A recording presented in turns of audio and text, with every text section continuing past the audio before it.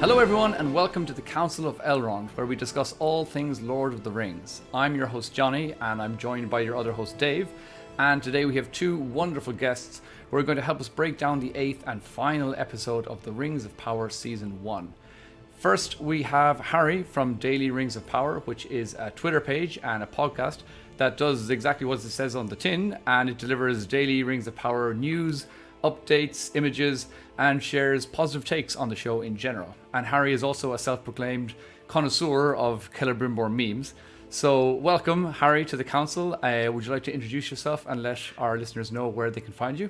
Yes, thank you so much. Really appreciate you having me on, guys. I'm very excited to talk about the season finale. You can find me at Daily ROP on Twitter. I thought it was easier than the full Daily Rings of Power. And then you can find my podcast on all platforms, Daily Rings of Power podcast. And I will say, I may share positive takes, but I also share critical takes just to let people know I'm not paid, at least not yet. Yeah. Amazon, yeah. if you're listening, my bank balance is getting low. I will take checks. Yes, shield me up, please. Yeah, exactly. Yeah. Join the Silmarillion gang. If only. Yeah. So, and thanks. We'll put all of Harry's links in the description below, but we are also joined by the lovely Dr. Sara Brown, who is the faculty chair for the Lang and Lit MA program at Signum University, and who is also a lifetime Tolkien fanatic, and someone that we had the lovely chance to meet in London and not only share our thoughts on Tolkien, but as we discussed off air, we spent some time hungover at breakfast that morning. Well, myself and Johnny were hungover, I should say. This was after the Rings of Power premiere, but you may already recognize Sarah's voice as she's currently covering the show on the Rings of Power wrap-up podcast.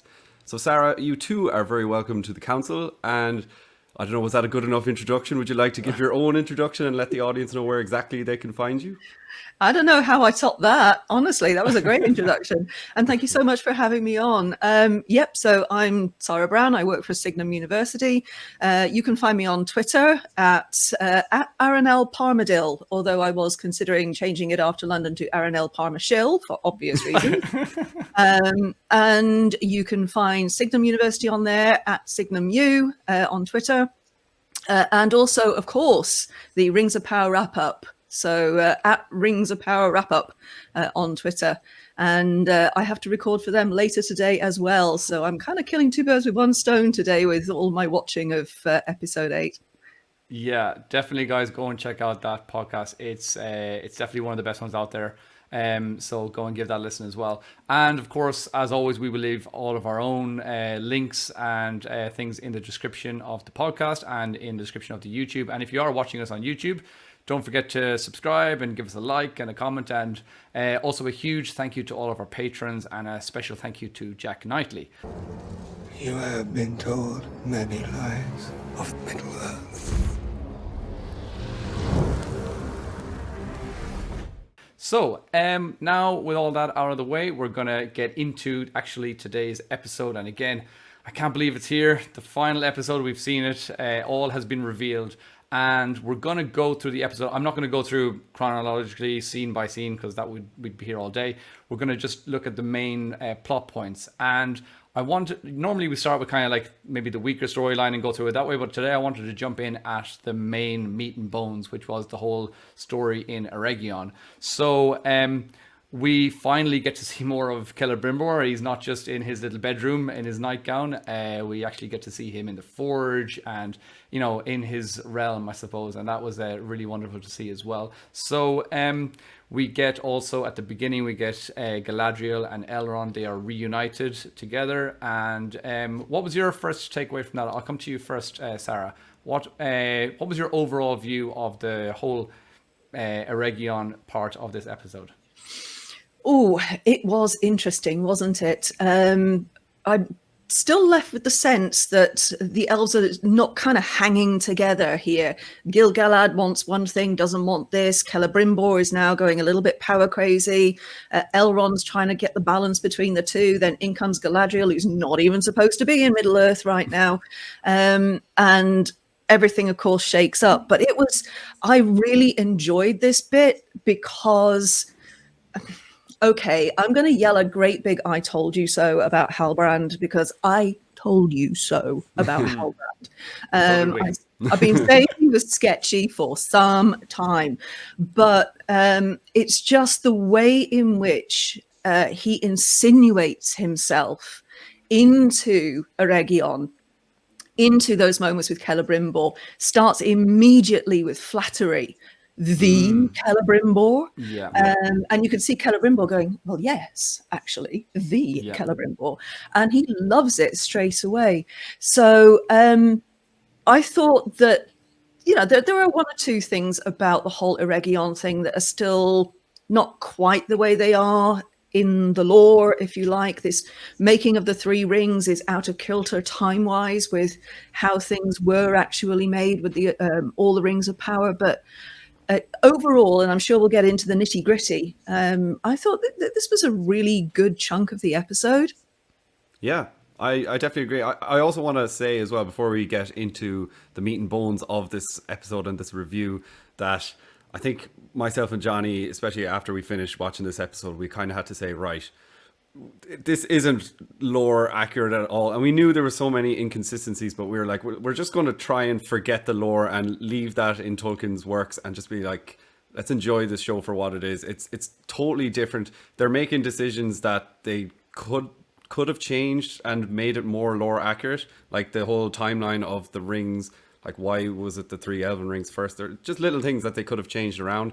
And I don't care at this point. I'm just like, I'm just in it for the ride, see where it takes us. And I'm just going to enjoy it for that way. But I can understand people's anger online, and people are very unhappy with what the showrunners are doing. But I think at this point, yeah, we're just going to take it at its merits and enjoy it for what it is.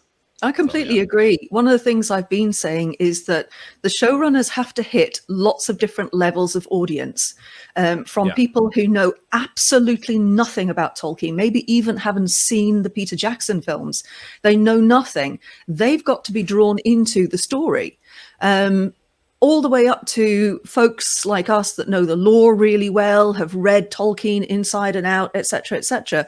All of the layers in between, you've then got to create a story that will interest all of them. So sometimes sticking utterly to the lore isn't going to make for the kind of story that will draw in those that know nothing. And I'm actually okay. All right. So some of the lore has been moved around, shifted around, whatever. But this was they never pretended that this was going to be an accurate description of everything that Tolkien wrote, because he didn't write enough about the Second Age to make that possible.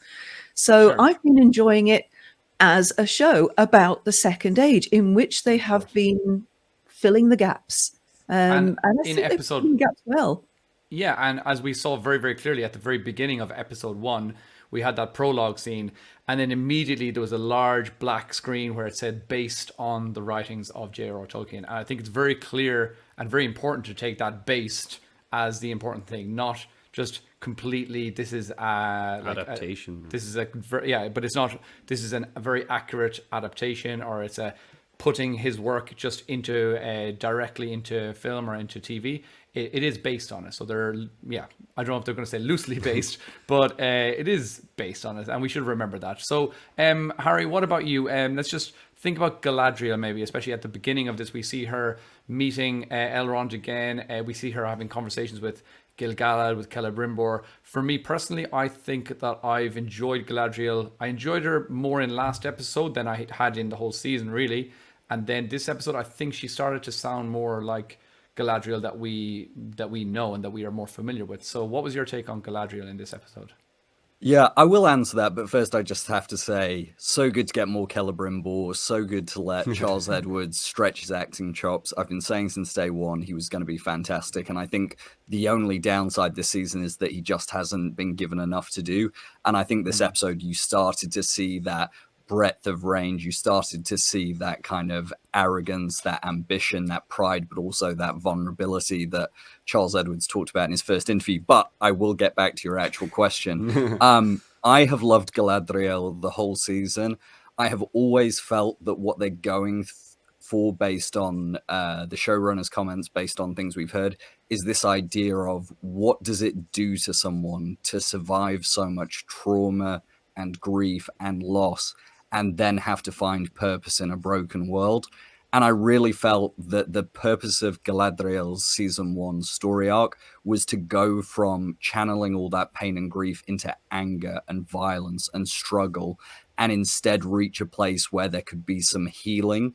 And then, you know, in a way, I think that's part of the reason they put the forging of the 3 Elven rings here, because they want to make that transition to the idea of preservation over destruction and healing over violence.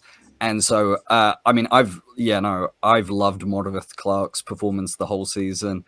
I never really had to get acclimatized to it. I just loved it from the get-go. But I agree with you, in the last 2 episodes, we're starting to see the fruition of all that hard work and that both vulnerability and wisdom. You know, it was very telling to me when they gave her the line to say these rings should be for the elves alone without, you know, any outside influence. It's that recognition she now has, having gone on this journey, that she's not going to be able to perceive every threat coming. And so there needs to almost be this preventative posture rather than this aggressive posture. So yeah, I absolutely loved it, and it's only made me more excited for the next 4 seasons of her journey.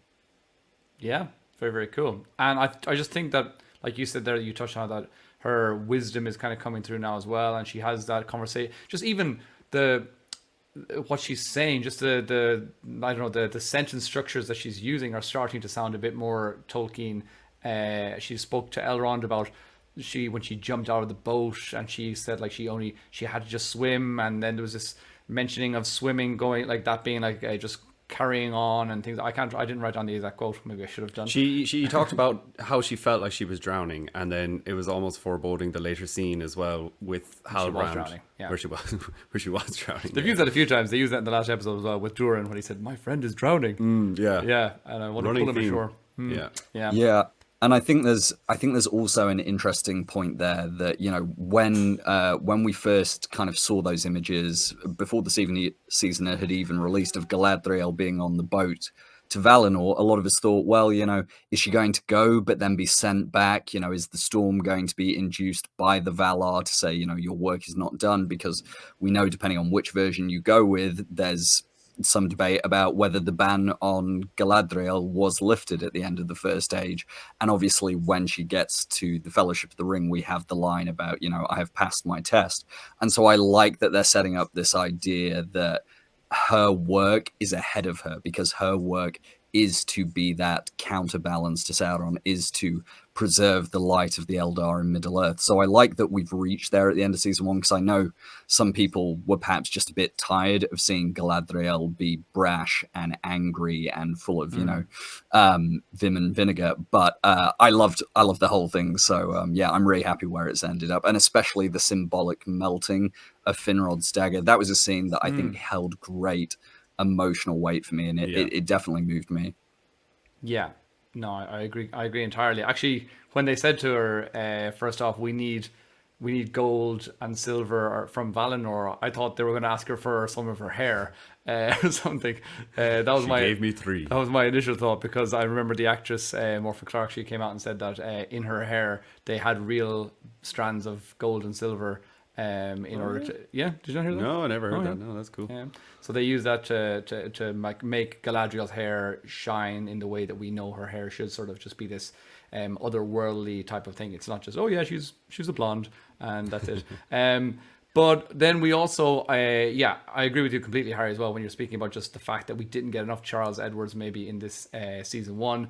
We got more of him today, and that was fantastic. And I really enjoyed as well when he had that first walking into his little workshop and he hears someone just pottering around inside and he's like, who goes there? Reveal yourself or something. And this whole thing of revealing and Halbrand, it's been going on the whole series. So finally we did get a kind of an answer to that, and we see them having that initial conversation. And again, Sarah, you touched on it as well, that I wrote that down in my notes as well. I just said Halbrand flattery and Anna Celebrimbor loving it, and it was just again, the whole way through the season, I've just been like, every time I see Halbrand, I'm just like, that's Sauron. That's got to be Sauron. It definitely is Sauron. Yeah, but it was the real point in this episode where you figured out, for us figuring out it was Sauron, when he goes, reveal yourself. It's like, who's lurking over there in the shadows? And then you see the silhouette of Halbrand, and I was like, well, this is where the camera is slowly panning towards the left. This is for the Tolkien fans to realize who this Anatar is going to be. And of course they didn't use the name Anatar, and that was at that point both myself and Johnny kind of looked at each other and were like, okay, so we're not going to be introduced to a new character in the final episode called Anatar, because that would be ridiculous for the mainstream fans. But I'm okay with it. Like, they have changed it completely. They've kept everyone guessing who Sauron is going to be, and it's been someone who's been pulling the strings and manipulating people in a way, but it's not Anatar. And he does mention later that he's had many names before, and I thought he might name drop it then, but I don't know, they might not have the rights. So they might not have the rights as well, so that's another thing that we shouldn't get too caught up on that. But again, I wasn't too bothered that he hasn't been known as Anatar. I think that line of "I've had many other names" was probably enough for me, so that was fine. What about you, Sarah? What was your opinions in general of, did you enjoy being inside Celebrimbor's workshop? Oh, I did. I think that we got to see a lot more about Celebrimbor and who he is and what he wants and what motivates him. Because yes, he is motivated to do what Gil-galad wants him to do, which is to ostensibly save the elves via the Mithril and all that sort of thing. But actually, that's not everything for him. In fact, that's almost like a byproduct, I feel, from what we're getting. It's a byproduct of what he truly wants to do. He mentions, in one of the first scenes he has, about Feanor and the power of Feanor, and how he feels that he hasn't actually had that kind of experience of creating something of power like Feanor did. And here is his moment when he can indeed do that. And when he's telling Gil-galad what he thinks is now possible to do, he doesn't talk about saving the elves at all. He talks about a new power and this new power and what it can do. But he doesn't mention saving the elves. That's not actually what he's primarily focused on. What he's primarily focused on is actually getting to create something of power in the way that Feanor did, which of course should be flying all sorts of red flags straight away. Anyway, he's Sauron. I mean, many of us have said it, but the Silmarillion, its subtitle is Feanor No. So I'm beginning to wonder if Rings of Power should be subtitled Celebrimbor. Oh no! Just stop it. No. Oh no, you better don't. But yeah. I thought it was very interesting as well that his conversation with Halbrand, the moment he said that opening line, the thing I tweeted out, because I make the terrible mistake every week of trying to tweet along and then I manage about 4 across an hour because I just get so engrossed. But I said, why are you chatting him up, Halbrand? Because immediately I was like, oh, it's happening. That was the moment where we went, okay, if you're on the fence, I'm sorry, but this is happening now. Yeah. And what was interesting to me about then every successive interaction and moment with Celebrimbor is you can just see the way the words are creeping under his skin. We first get that moment which is meant to offset Galadriel with the idea of the power of the unseen world and a power not of the flesh but over flesh. But then you later hear him almost parroting Halbrand, and whether or not they use the Anatar name later on, I do suspect that whenever Halbrand returns to Irregion, because I think they very much set up in this episode with Galadriel's line about if he ever returns, then we must not treat with him. I think they are setting up for a Halbrand Visits Irregion Part 2, and I do think that he may even, take a moniker of Lord of Gifts, even if they don't use the Anatar styling. And so I just like that it's that mix of flattery, gift-giving, manipulation. And one of the things Charles Edwards said in his very first interview was he said, Celebrimbor's prideful, he's arrogant, he's ambitious, but he's also a bit naive, and that makes him vulnerable to predators. He used the specific word predators. And I love the idea that the moment Halbrand walks into that forge, he sees his next target. Maybe he already realizes that Galadriel is no longer his path to power, and he spots his new target, and he's on him like a limpet fish. It was incredible. Yeah, I think Yeah, it was I think it was really well done as well. That I mean, Halbrand or Sauron, however we want to call him now. I think his plan was masterful, and his manipulation is incredible. The way he just is, he's always saying, you know, oh, I'm just, you know, I might sound like a fool now, and these types of things. And then he also, the advice that he gives Celebrimbor, which he calls it his gift, is, you know, to maybe mix the mithril with another alloy. And he kind of gives the advice, or he kind of gives that, you know, in my experience as a low man, you know, we didn't have these precious metals, so we had to make them, you know. And he says something about mixing nickel with iron, and that would make the blade lighter and stronger. And it's kind of like, oh, I believe that like, you know, someone coming from a, yeah, I believed, yeah. It's like a low man, to quote Gil-galad and the other guys in Numenor, that they would need to try and stretch these precious metals. So it was very believable in the way he did it. But of course, as a viewer and hearing the word gift coming out of someone who we already suspected to be Sauron, we were like, well, that's pretty much that was the final thing. Because I think, yeah, in that scene, it kind of, we saw him pottering around, and that's at the beginning of that conversation with Celebrimbor, we were like, oh, it looks like it's going to be revealed here. And then as soon as he said the word gift, we just kind of looked at each other, we were like, yeah, that's it. I just want to point out as well, for any of our listeners that don't know what we're talking about when we're talking about gifts, Anatar literally means what? Lord of Gifts, which is an alias that Sauron used in the book. So just in case someone didn't know what we were talking about. But I also want to ask both you guys, what, in your opinion, is like, we know what Sauron's plan is in the I was about to say in the scripture, in the book, but like, what is Halbrand's plan here? Because myself and Johnny were discussing, and it seems like he's kind of just going with the flow, and he's just doing things. He just arrives in Irregion, and does he know about creating rings? Does he want to create rings? Because he seems really all for it, but then he ends up leaving, and they end up creating the 3 secret rings, or the 3 elven rings, the ones that he's not to have spoiled in any way at all. So I suppose, Sarah, maybe we'll come to you first. What do you actually believe is going through Halbrand's head? Because in this episode, it just kind of makes it seem that, like, he's winging it. Well, he's winging it, but also the only thing he wanted was Galadriel the whole time, and, you know, her power, and the two of them to rule together. And I was like, okay, that's an interesting take on things, but it's got nothing to do with rings. So, yeah, how do you think the rings come into play? Okay, well, first of all, Sauerbrand, as I think we're going to have to term him for this episode.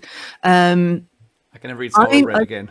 Sauerbrand, yeah, I'm not 100% sold on the idea that he somehow took a wound that needed him to have elvish healing.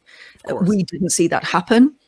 He was just found upon the road with this wound. I think he's been manipulating everything from the word go. And in fact, one of the things that we can do now that we've seen all 8 of the episodes is actually go back and see all of the times he said anything, because everything he said in this episode could be taken in lots and lots of different ways, definitely in 2 different ways. And, you know, when you go back over it, I'm sure we'll see far more of that.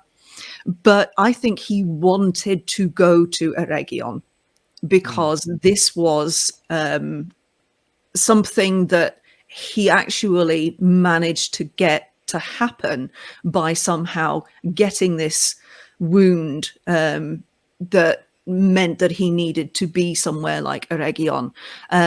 He is quite sharp enough to know that Galadriel will take him to Irregion if that looks to be a thing that that he might need, because he's got Galadriel fooled at this point.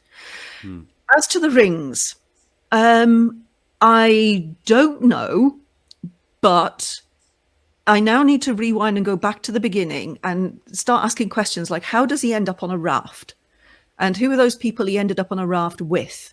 What happened there? He seems to pick up on this idea of, creating something out of Mithril. And he does seem surprised when he sees Mithril. He doesn't seem to know what it is. But we know that Sauron in the lore is very taken with Mithril and wants all of it for himself. But it's almost like he just sees opportunities and then seizes opportunities. And I wonder if he wanted to be in Irregion, just to see what he could do, what he could manipulate here. And this was an opportunity that fell in his lap. I'm not sure he went there with the idea of let's create rings of power. Okay. I don't know. I could be completely wrong about that. But he certainly immediately sees the potential of what Celebrimbor is doing. He immediately starts talking about how, well, if you mix the Mithril with something else, you could come up with something smaller that would actually be easier to carry. And that's why we need two. And as Galadriel says later on, one would corrupt, two would divide, three would actually unite. So why does he want two? Two would divide. Well, maybe that's what he's after. I was speculating that. Oh, we lost Harry. Hopefully he'll be back in a moment. I was speculating that maybe he wanted two before his initial plan of trying to corrupt Galadriel and to have her rule by his side, and maybe have one each, maybe, huh? One ring each. Sure. It looks like. 1 second, we'll get him back in. There we go. He is. Sorry about that.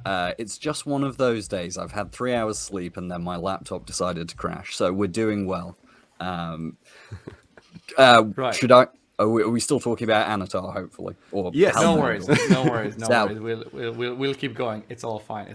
We were saying that the whole thing of the 3 rings being decided upon, and initially where Halbrand came to Galadriel when they were by the water, and he said to her, we've actually discovered that it's going to be good to make 2 of these things, and we were saying it's a possibility that the 2 rings were his plan to give one to Galadriel and keep one for himself, and for her to come and join him, basically, which he gives her that speech again later on in the kind of mind warp when they're on the raft again together, which was kind of cool. He seemed to be he was awfully excited to reveal that there was 2 rings. It was almost like he was coming down after someone's just given birth and he's like, there's another one. We've got 2 now. That's the vibes I was getting off Halbrand in this. But I do have another kind of follow-up question concerning the rings.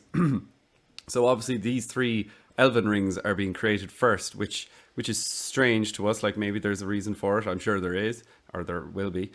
But where are the rest of the rings going to come into play? The 7 for the Dwarf Lords and the 9 for men.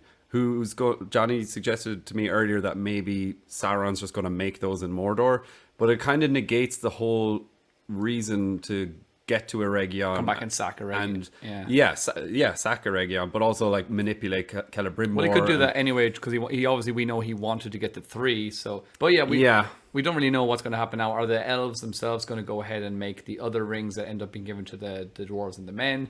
It's all a bit just up in the air now because of the order that they've kind of changed things.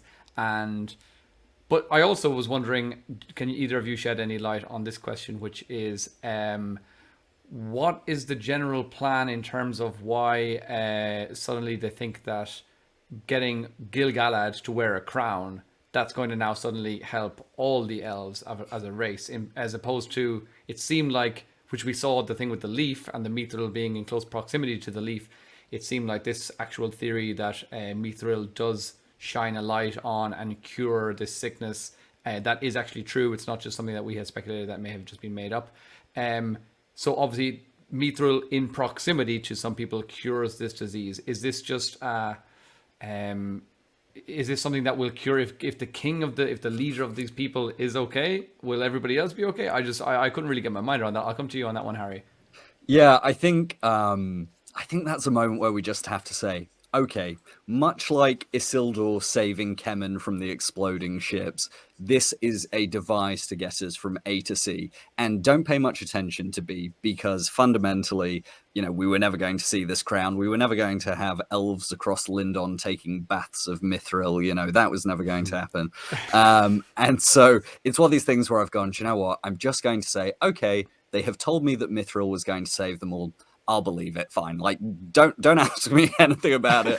I'll just believe it. Like, you've told me it's going to happen. Okay, it's going to happen. Because the whole time I was going, okay, where we are getting to is Mithril doesn't work on its own, so we have to make an object power. Oh, we're going to make a crown. Oh, no, we're not going to be able to make a crown. What about something smaller? And that's what I liked you guys were saying about the whole 2 rings, one for Galadriel, one for himself. And I was reading this morning one of the first interviews Charlie Vickers has done since obviously the reveal.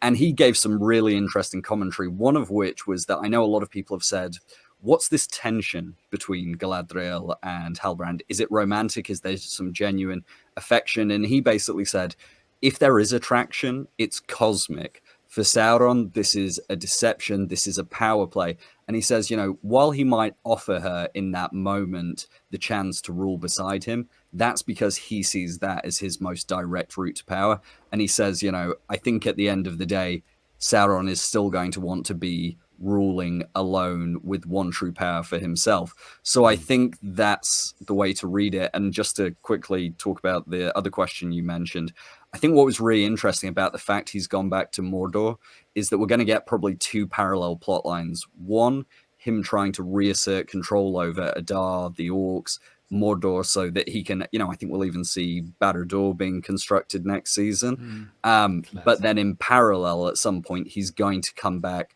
to Irregion, to Lindon. He's going to get rebuffed by Elrond, and perhaps Gil-galad will just, you know, delegate that to Elrond because Elrond's had this warning from Galadriel. But then what I suspect might happen with Celebrimbor is he's riding high after creating these 3 rings. He is feeling like he is Feanor come again. But then this Halbrand's gone. And he keeps trying to make new things. And you know what? It's just not working. He keeps trying to make his next great work, and it's not right. It's not right. And so he's feeling this sense of like, oh, you know, I fluked it, and I only did it with the help of Mithril and Halbrand. And then look who walks in to help him. And so I think what we might get is Celebrimbor and his other smiths trying to make more rings of power and just failing over and over again, or they don't work right, or there's nothing quite working. So I think that's what they're setting up for season 2, but it is large speculation at this point.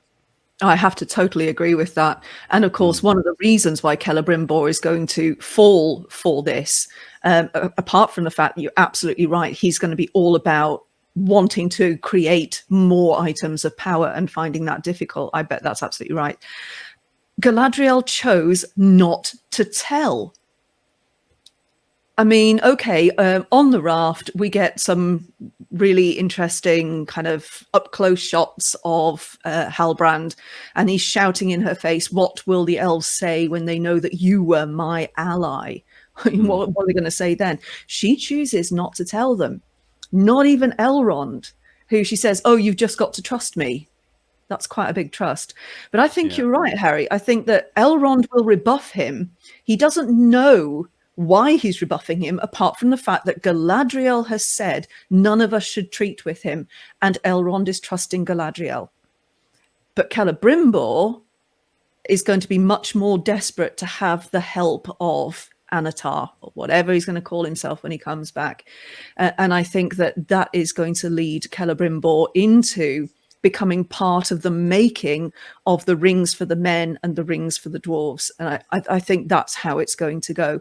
And that, I think, then leads beautifully into what will be Celebrimbor's end game, when he suddenly realizes what it is that he has been part of. And he, you know, if he goes with the lore, he's going to end up as Banner Boy at some point. So I also... I was wondering as well, when you mentioned about the fact, you know, Galadriel chooses not to tell them, I wonder whether they're taking as inspiration that part in the Silmarillion where Galadriel's with Thingol and Melian, and she sort of tells half-truths. You know, they're asking about what led the Noldor to come back to Middle-earth. And I wonder whether they're kind of drawing on this idea, because obviously I think a lot of people who've only seen the Jackson films or perhaps have just read the trilogy see Galadriel in a bit more of a one-dimensional way, whereas actually, you know, she has got this arrogance, she has got this pride, and hey, if she needs to protect herself and arguably her family, then she's shown that she's not willing to, you know, tell a story and omit some details. So I wonder whether that was a little bit of an inspiration for them as well. That's a really great idea, because you're right. She chooses not to tell Melian about the kinslaying, because obviously it's such a terrible thing. So she just fudges the issue. Oh, we fancied a little holiday in Middle Earth. That's it, really. Hi, nice to see you. Can I stay for a bit? But she doesn't. She doesn't reveal all these terrible things that have happened and the reasons for coming across and all that kind of thing. And we've been saying all along, haven't we, that Galadriel of the Third Age is not the Galadriel of the First Age, and clearly not the Galadriel of the Second Age. She has to grow into the great elven woman of wisdom that she is in the Third Age, and it takes a lot of experience and tragedy and all those other things to bring her to that point where she becomes that Galadriel of the Golden Wood. But what we're getting here, and one of the reasons why I agree with you, Dave and Johnny, that Galadriel of episode 7, I really actually enjoyed seeing that, is because there we had character development.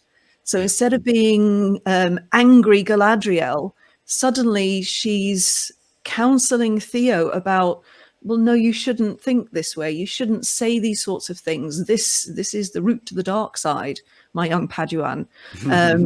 Mixing my stuff there.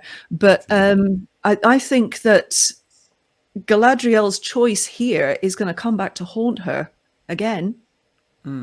Yeah, I think there's a lot of things that we mentioned earlier that they could have followed the lore more directly in terms of, just for example, to go back to the way that the rings were forged in terms of the which ones were done before which other ones. We know that the ones for the the ones for the men and the ones for the dwarves were all done before the three, and the three were done kind of almost in tandem with the one, and so there were, like, they could have done that, I suppose, and it wouldn't have been very difficult maybe to follow that, but they've changed it for whatever reason. We'll probably find out that there will be a good reason for that. But I think all the time they're making small changes.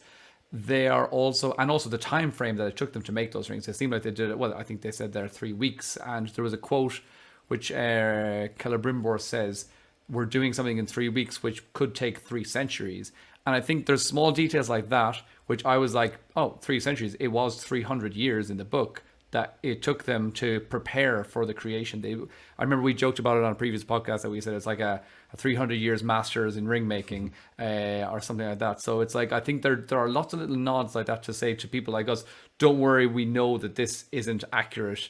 We know what's going on. We are changing it. So that kind of small things like that make me feel like, I'm not sure, but I'm going to trust them for the moment and just see what they're doing. Obviously, we know, as we've already said before, it's not a faithful adaptation. It's not going to be page for page, but we kind of just need to say, look, they're going to try and make the best story that they can for television with what they can. Also, I think in the meeting when we see Gil-galad basically turning down and refusing this idea, I think that was kind of a nod to Gil-galad refusing Anatar and saying, like, look, this is like where Celebrimbor was really pushing this idea. Come on, we need to do this.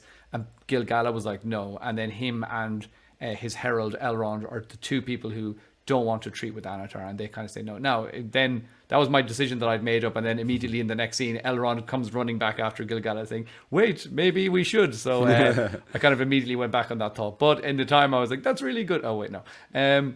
So there's lots of little things like that throughout the show. So it does give me a little bit of faith, I think. And so that was the next scene that I wanted to move on to, when they are having that meeting all together and they are discussing the crown. We've already picked up on a few of the points, but they're discussing the idea of giving Gil-galad a crown.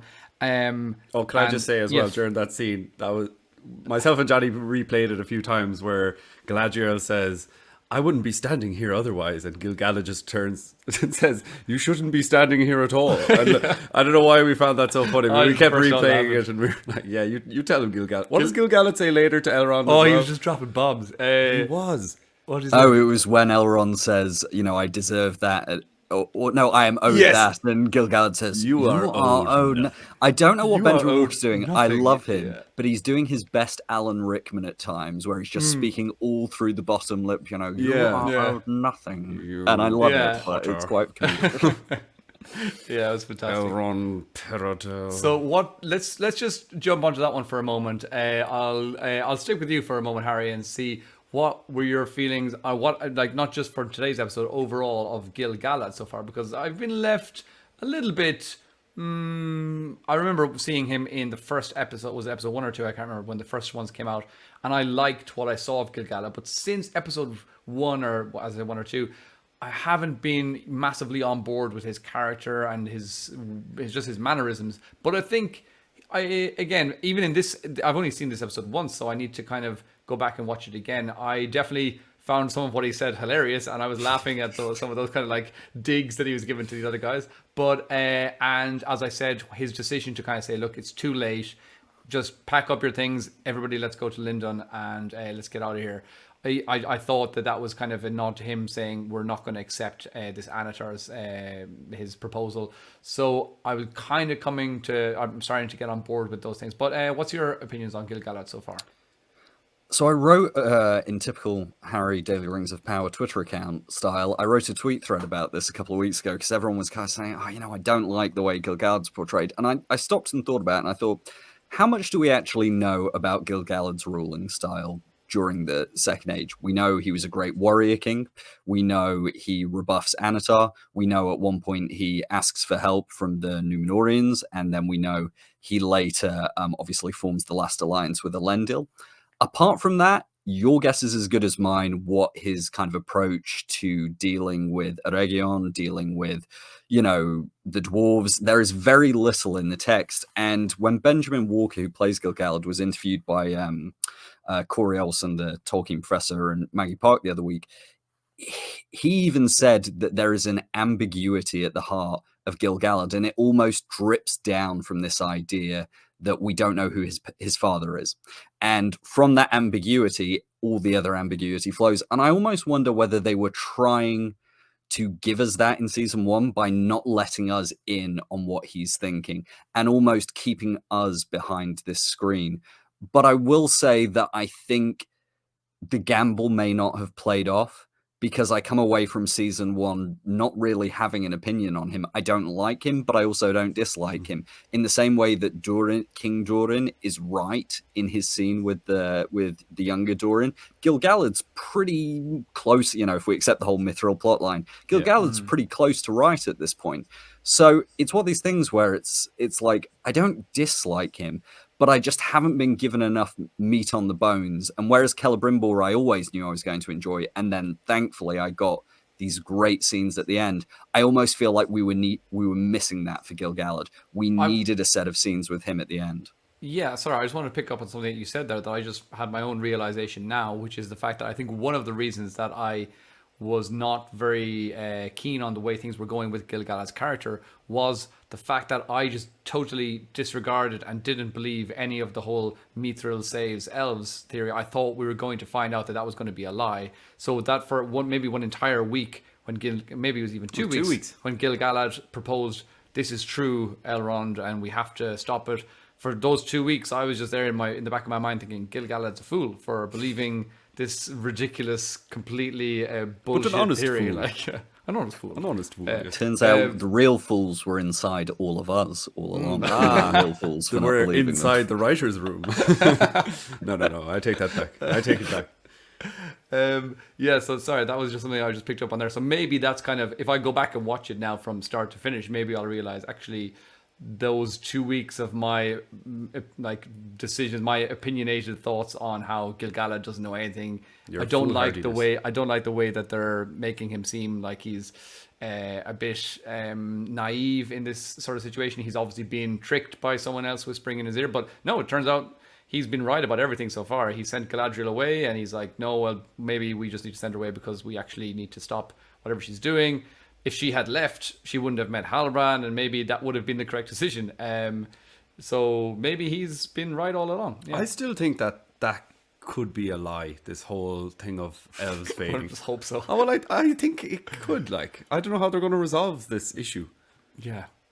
Maybe before episode 1 started, Halbrand or someone was in there just sprinkling some little poison onto that tree in Lindon. Just, I don't know. He got one of his minions, dude. Can I point out as well that maybe the reason that we're not liking Gil-galad's character so much is he hasn't had a single wardrobe change in all of season 1. He's been wearing that He's so bed basic. throw. The whole the golden bed throw all season. So Yeah, I said don't that know. last episode. I was like, I mean, it's nice. I like it, but I like it. Hang I on. feel like he- Homer Simpson. He opens his wardrobe. It's just like all He's gold very robe. squishy, though. He can carry off gold lame, that is for sure. But, neither is Celebrimbor. Sorry, Yeah. Harry. No, I was going to agree with you and say my biggest complaint was that Celebrimbor was like I didn't hate the green, kind of through, I didn't hate it, but as soon as I saw this smithing outfit, I was like, yes, give me Yeah. more of this. I went a little bit, stir crazy on Twitter talking about Were this. you hoping to but see him shirtless at any point? Listen, I'm all in support of fan service that services me, so yes. But I also think that I would like to see in season 2 that as his arrogance grows, that's reflected in his wardrobe, that we start to see more golds, Starts more hitting the gym. reds. Yeah, no, it's So not. as his arrogance grows, so does his abs. This is close to Celebrimbor slander, and more importantly, it's close to Charles Edward slander. But no, I loved open it. for Not at all. Not at all. At the premiere, I think I was like almost most taken aback by Charles Edwards. I was just like, I was speaking to the other people, and when I met him, I was like, oh my god, Charles, can I just shake your hand? And I was like, Johnny my voice requested was to shake his trembling. I was hand. like, oh. Maybe he goes and raids Gil-galad's wardrobe. Maybe. Yeah, to try on a little of that gold lame. Yeah, this actually fits me really well. Yeah, he's like, Maybe. I'm sorry, my king. This is It's just that suits green me moo better. Yeah. I think his forging outfit, was it not just a leather apron over the top of the moo? No, it was so he's got this kind of green shirt. I'm going to sound like I've spent far too long looking at this. You really I have, haven't you? Yeah. People who got know a me on cosplay Twitter will not right be over here. surprised. But yeah. But no, he's kind of wearing this green shirt. He's then got these kind of forearm wraps in a different kind of fabric. And then he's got the apron, but he's also almost got this it's almost like an extra breastplate over the center of the leather apron. So it's almost like this kind of weird layered look. And then he has this gold, I'm not sure if it would be a torque or more of like this medallion set around the hem of the collar, around the collar. So You really it's paid attention. and there is this beautiful gold medallion that he has hanging down, Yes. which I commented on when it was released, because I was thinking, oh yeah, you're playing around with hot metals, hammers, why not have a piece of very fine jewelry? But if that isn't Feanorian, kind of style, then I don't know what is. I have spent too long looking at it. I admit it. Little bit. Right. So moving on from wardrobes, we should probably talk about also just I want to mention in that scene when they're having their little meeting, their little council on what to do, crown, rings, where to go. I just again the music has been just non-stop perfection pretty much through this series, and there was one part where I think Gil-galad was saying something negative, like no, this isn't going to work, and like Elrond just butts in. And just he says something like one sentence, and in that one sentence, just Elrond's theme cuts through the music, and then it cuts back out again, and just is like, it's just so perfectly weaved into the underlying theme that's just there in the background the whole time. And people that listen to us will know that we're going on about the music way too much, but it's great, it's class. It is class. Yeah, they've done that fantastically well. Can you go on about the music too much? No, I Bear don't McCreary is think so. absolutely amazing. I'm loving the Absolutely. music. Thank you. Good. Yes, I'm glad we've got people after our own hearts here today. That's fantastic. So we'll probably talk about the music again later on. I just wanted to pop that in there while we're in this scene. But we also then see, as we touched on earlier, Celebrimbor quotes actually Adar, and he says that it's a new kind of power, not of strength, but of spirit, not of the flesh, but over flesh. And this is the power of the unseen world. And that's where there's this light bulb going off in Galadriel's head. And she's like, wait a minute. She's like, I've oh, heard that before. shit. Yeah. I thought it was kind of quite well done as well that when she had that realization. And she was like, wait a minute, where did you hear those words? And I said that to Dave actually earlier on while we were watching it. And I think what you said was really good because I liked how she asked Celebrimbor, where did you hear those words? And he said like, because I said, oh, he really reminds me of Bilbo in the scene where he seemed to be kind of forgetful. And he was like, oh, I think those were my words. And then Dave said, I think that's actually showing the cleverness of Sauron, #Halbrand again. The manipulation. He's saying, like, convinced that he thought of this himself. It's almost like Inception. Oh my god. Jinx. Yeah, there you go. So yeah, he put that idea in his mind. So that was kind of well done as well. I thought that was really cool. And I also had another thing where Gil-galad said, like, it's too late now. The leaves are basically, since the explosion, since the eruption, the leaves have been falling steadily. And I got this very dramatic image of Beauty and the Beast with like the last leaf when it falls. That's the moment when we're all going to be doomed. So I was Final like, petal. the final petal, yeah. And so yeah. Anyway, moving on from Beauty and the Beast. What was next? Gil-galad and Elrond, when he says you're owed nothing. And he says it is a fool's hope, Elrond. Merely that. And we also picked up on that, a fool's hope, which Gandalf says to Pippin earlier on. And then obviously Elrond replies back and he says, hope is never mere, not even when it is meager. And then he says, or have you forgotten your own counsel? Which I thought was unnecessary to say that line afterwards. I thought it was a little bit bitchy of Elrond I thought if he just quoted back to him, hope is never mere, even when it's meager. I think Gil-galad would have had the realization himself to kind of go, that was very well done. And he was like, but have you not forgotten what you said to me? So I thought that was maybe a little bit unnecessary, but maybe just for the people that were watching, maybe that was for our benefit as well, if people hadn't picked up on that. So I thought that was quite cool as well. Just to break in there, let's not forget that Gil-galad has been not particularly pleasant to Elrond. On a number of occasions.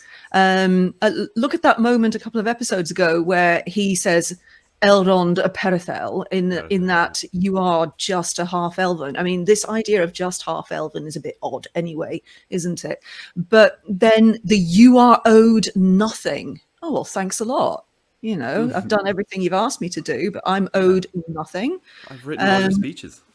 Right, exactly. You'd be nothing without me. You owe me last month's wages. Right. But I just, maybe there's a little of irritation in Elrond there. Hang on a minute. You speak Elrond to me. is so gracious, isn't he, as well? The way that he casts shade there, but in a very nice way. Yeah. He is as kind as summer, as some might say. Yeah. I'm loving this portrayal of Elrond, by the way. I absolutely love him. I think he's wonderful. And I think you're right. It was weird when Gil-galad said Perithel like a slur. It really took me. I was like, it was kind of half like a father using your, or a mother using your full name, and you get taken aback. But one of the interesting things I've heard Robert Aramayo say, and this I'm more interested in, I guess, than Gil-galad, kind of almost demeaning him with it, is that what they really wanted to explore with Elrond is this sense of he's arriving at this moment without an identity and without a purpose. He's got this great legacy to live up to. But while he is counted among the elves, perhaps does he see himself as just an elf, or does he see himself within this lineage, within this great kind of legacy to live up to? And I think what's really nice is seeing, whereas in episode 1, it seemed to me like, Elrond wouldn't say boo to a goose around Gil-galad. By episode 8, he's actually pushing back and refighting for what he believes in. So if you want to do a small bit of character art, look at how he talks to Gil-galad in episode 1 when they send Galadriel away, servile, just kind of, I get to work with Celebrimbor. How lovely. I'm a big fan. His uncles raised me. I'm not going to mention that, but that did happen. And then, pushing back at the end of the season. So, yeah, but I agree. Robert Aramayo, just chef's kiss. Fantastic. Yeah, I think that's been the general consensus from pretty much everyone I've seen online. Yeah, so, Elrond and Durin, everyone is just saying they're stealing the show every time. Yeah, we put up romance. We put up a poll, I think, maybe a couple of weeks ago, saying which is the best on-screen relationship so far. And we had, Anatar and the Orcs. Adar. Oh, sorry, Adar and the Orcs. We had Nori and the Stranger. We had a few different on-field pairings. But we knew what was the winner. And we were like, we know what's going to win this immediately. And yeah, it was Elrond and Durin. So that was cool. And anything else you want to say there? I think Halbrand came out as Sauron in this episode. Not at the end.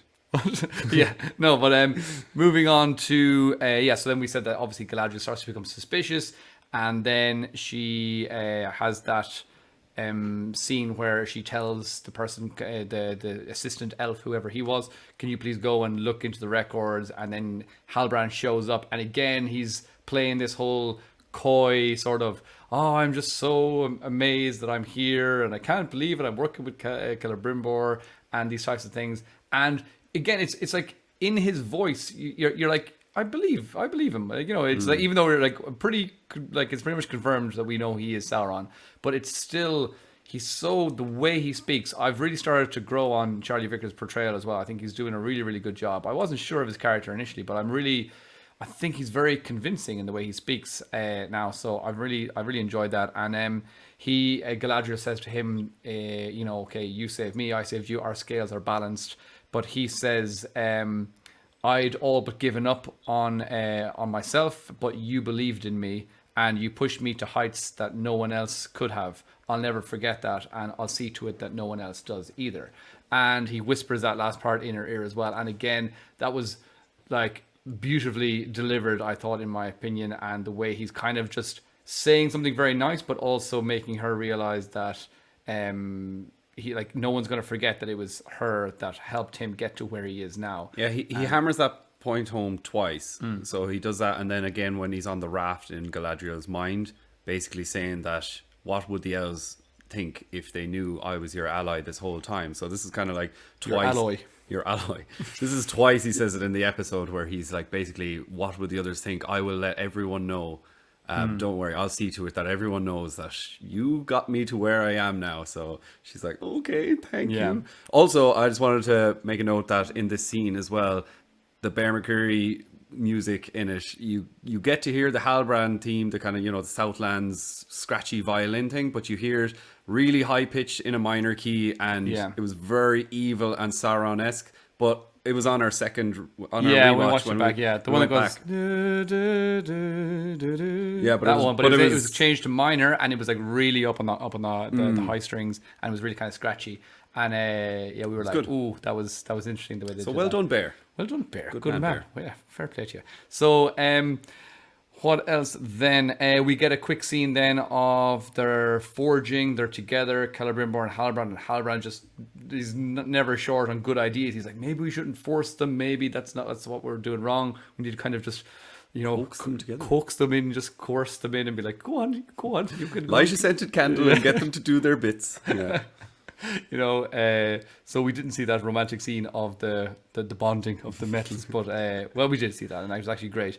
Where we saw the Mithril being added into the other metals, as you mentioned earlier on. I think it was you, Sarah, that mentioned that the smelting of the dagger as well, which was really, really just poignant, and I don't know, it was really heartfelt as well. This thing that she's been carrying along the whole time, that was the one thing that she resisted giving up as well on the ship to Valinor, that she was just like, she really struggled to let go of it then, and then she ultimately grabbed it and dived off the edge. So now she's finally, there's no going back from this decision now. It is gone, that dagger, so she's like let go of the past, I suppose. So kill it if you have to. Kill it. And then we get the big final Sauron reveal, where they are having that conversation, and that was again I really enjoyed just the way. Now, I also said to Dave earlier that I thought that the way that they did it, I was expecting more of a sort of Breaking Bad sort of reveal, where the DEA agent is sitting on the toilet and he's reading the book, and he realizes that, oh, this guy is actually Heisenberg. And that, I think that cuts, and that's like there's a season break there, and you're just stewing on this information all the time. So I thought it was quite fast. I'm not going to say I didn't enjoy it, but I thought it was quite rushed almost, the way that she starts, the seeds of doubt are sown in her mind, and then within about 10 minutes she's having this, like, you know, confrontation with Sauron, and like, okay, now I know that it's definitely confirmed. So again, I probably would hate if they had like sort of just teased it at the end and we had to wait for a whole other season. So I'm hard to please. I'm just like, I don't know if I like it this way or the other way. But what was your opinions on that, Sarah? Did you enjoy the Sauron reveal? Do you think that they could have done it better? Do you think it was perfect? What was your overall opinion? Okay, so for a start, I thought, before the episode started, I thought the one thing that we were going to get in this episode was the Sauron reveal. I thought that they really had to. I've commented on a number of occasions about the way in which they're using, or have been using, rather a mystery box kind of narrative structure. And the problem with that is that you kind of feel like you're watching some kind of crime fiction or mystery movie or something like that. And this is not supposed to be that. So I wanted the answers to at least some of the big questions. And the Sauron reveal was one of those. Of course. Sorry to interrupt for a second. I wanted to maybe rephrase my question, which was that I think the Sauron reveal was imperative that we got that in this episode. I just think maybe it was almost, in my opinion, slightly rushed how Galadriel discovered that in the same moment. As I thought the audience, we could have discovered it. Of course, I would have been very upset if we hadn't figured that out by the end of this episode. But in my opinion, I thought it felt a little bit rushed that we find out at the same time as Galadriel, and I just thought that was maybe a little bit fast. Now, I'm not going to say I disagree with it or I thought it was bad, but I want to get your opinions on that. Not just that we get the reveal, but that Galadriel also gets the reveal. No, I was coming on to that, actually. Sorry. Okay. Yeah. That's okay. I thought that we as the audience would get it. I didn't know that Galadriel would also get it. And I do think they crammed a lot into one episode. I wouldn't have minded if they'd stretched the reveal over at least a couple of episodes.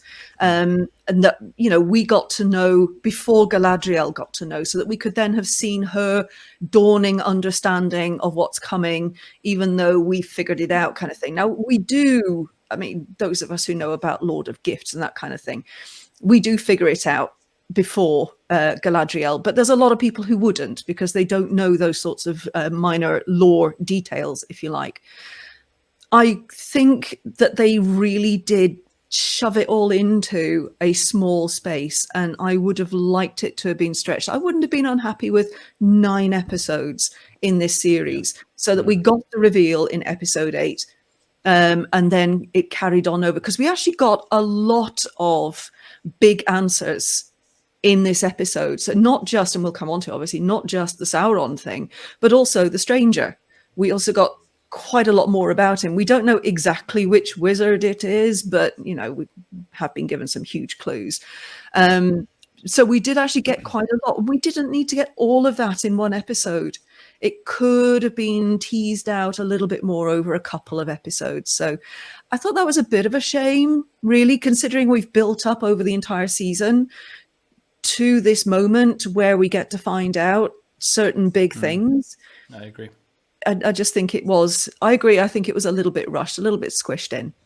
Yeah, and I think that that's exactly my feelings as well, that it would have been nice for us to get the realization. And I mean, I was 95% sure before today's episode, but to get that confirmation for him to basically say the name Sauron or Anatar or one of those things, and then for maybe even, as you said, to have an episode break another week.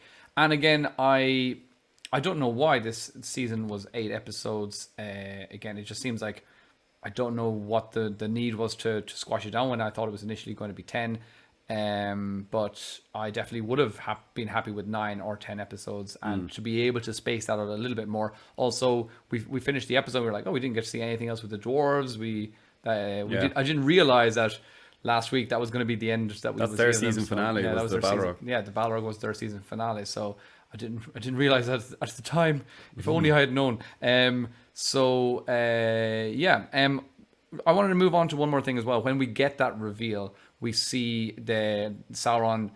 We've seen how he's a master manipulator, Halbrand, and he's been manipulating things from the very beginning. He's been, as you said, Sarah, and I agree with you, that maybe he's been manipulating from the beginning, but maybe he's been just opportunistic, and he's just saying, okay, maybe this is actually the way to go, and he's going with it. So I don't know if they're showing us that he has this master plan of them being rings all along, but he's just kind of as every step progresses, he kind of goes, oh, actually, this is a really good idea. And he's just faster and smarter than everybody else. And here we actually get to see some more of his powers, where he kind of plays these crazy mind games on Galadriel and enters her mind. And I thought that was very interesting as well. What did you make of this, Harry, when he sort of takes her out of the real world, brings her to Valinor, where he's very Jedi-like. Jedi mind trick, where he inhabits Finrod's body, and then he brings her back to the raft, all of that thing. What was your take on this? I mean, I loved it. I'm a sucker for any kind of, whether it's science fiction, fantasy, any kind of battle in a plane that are we really there? Are we not? Are we in a physical dimension? Are we in, a kind of spiritual or psychological dimension? It's got that slight horror vibe to it, which I really appreciate. And something I'll say is that I think what sold it, it could have been very goofy, but it's really made by three performances. Obviously, Galadriel's the constant throughout it, but where it really starts to work is in that moment where Galadriel reveals the broken lie that she's found. And there's this shift in Charlie Vickers' whole posture. His shoulders move, his face changes a little bit. And the next time he responds to a piece of dialogue, when he gives the line about, I was awake before the first breaking of the silence, something like that, it's even a slightly different accent and tenor. Yeah. It's a slightly deeper voice.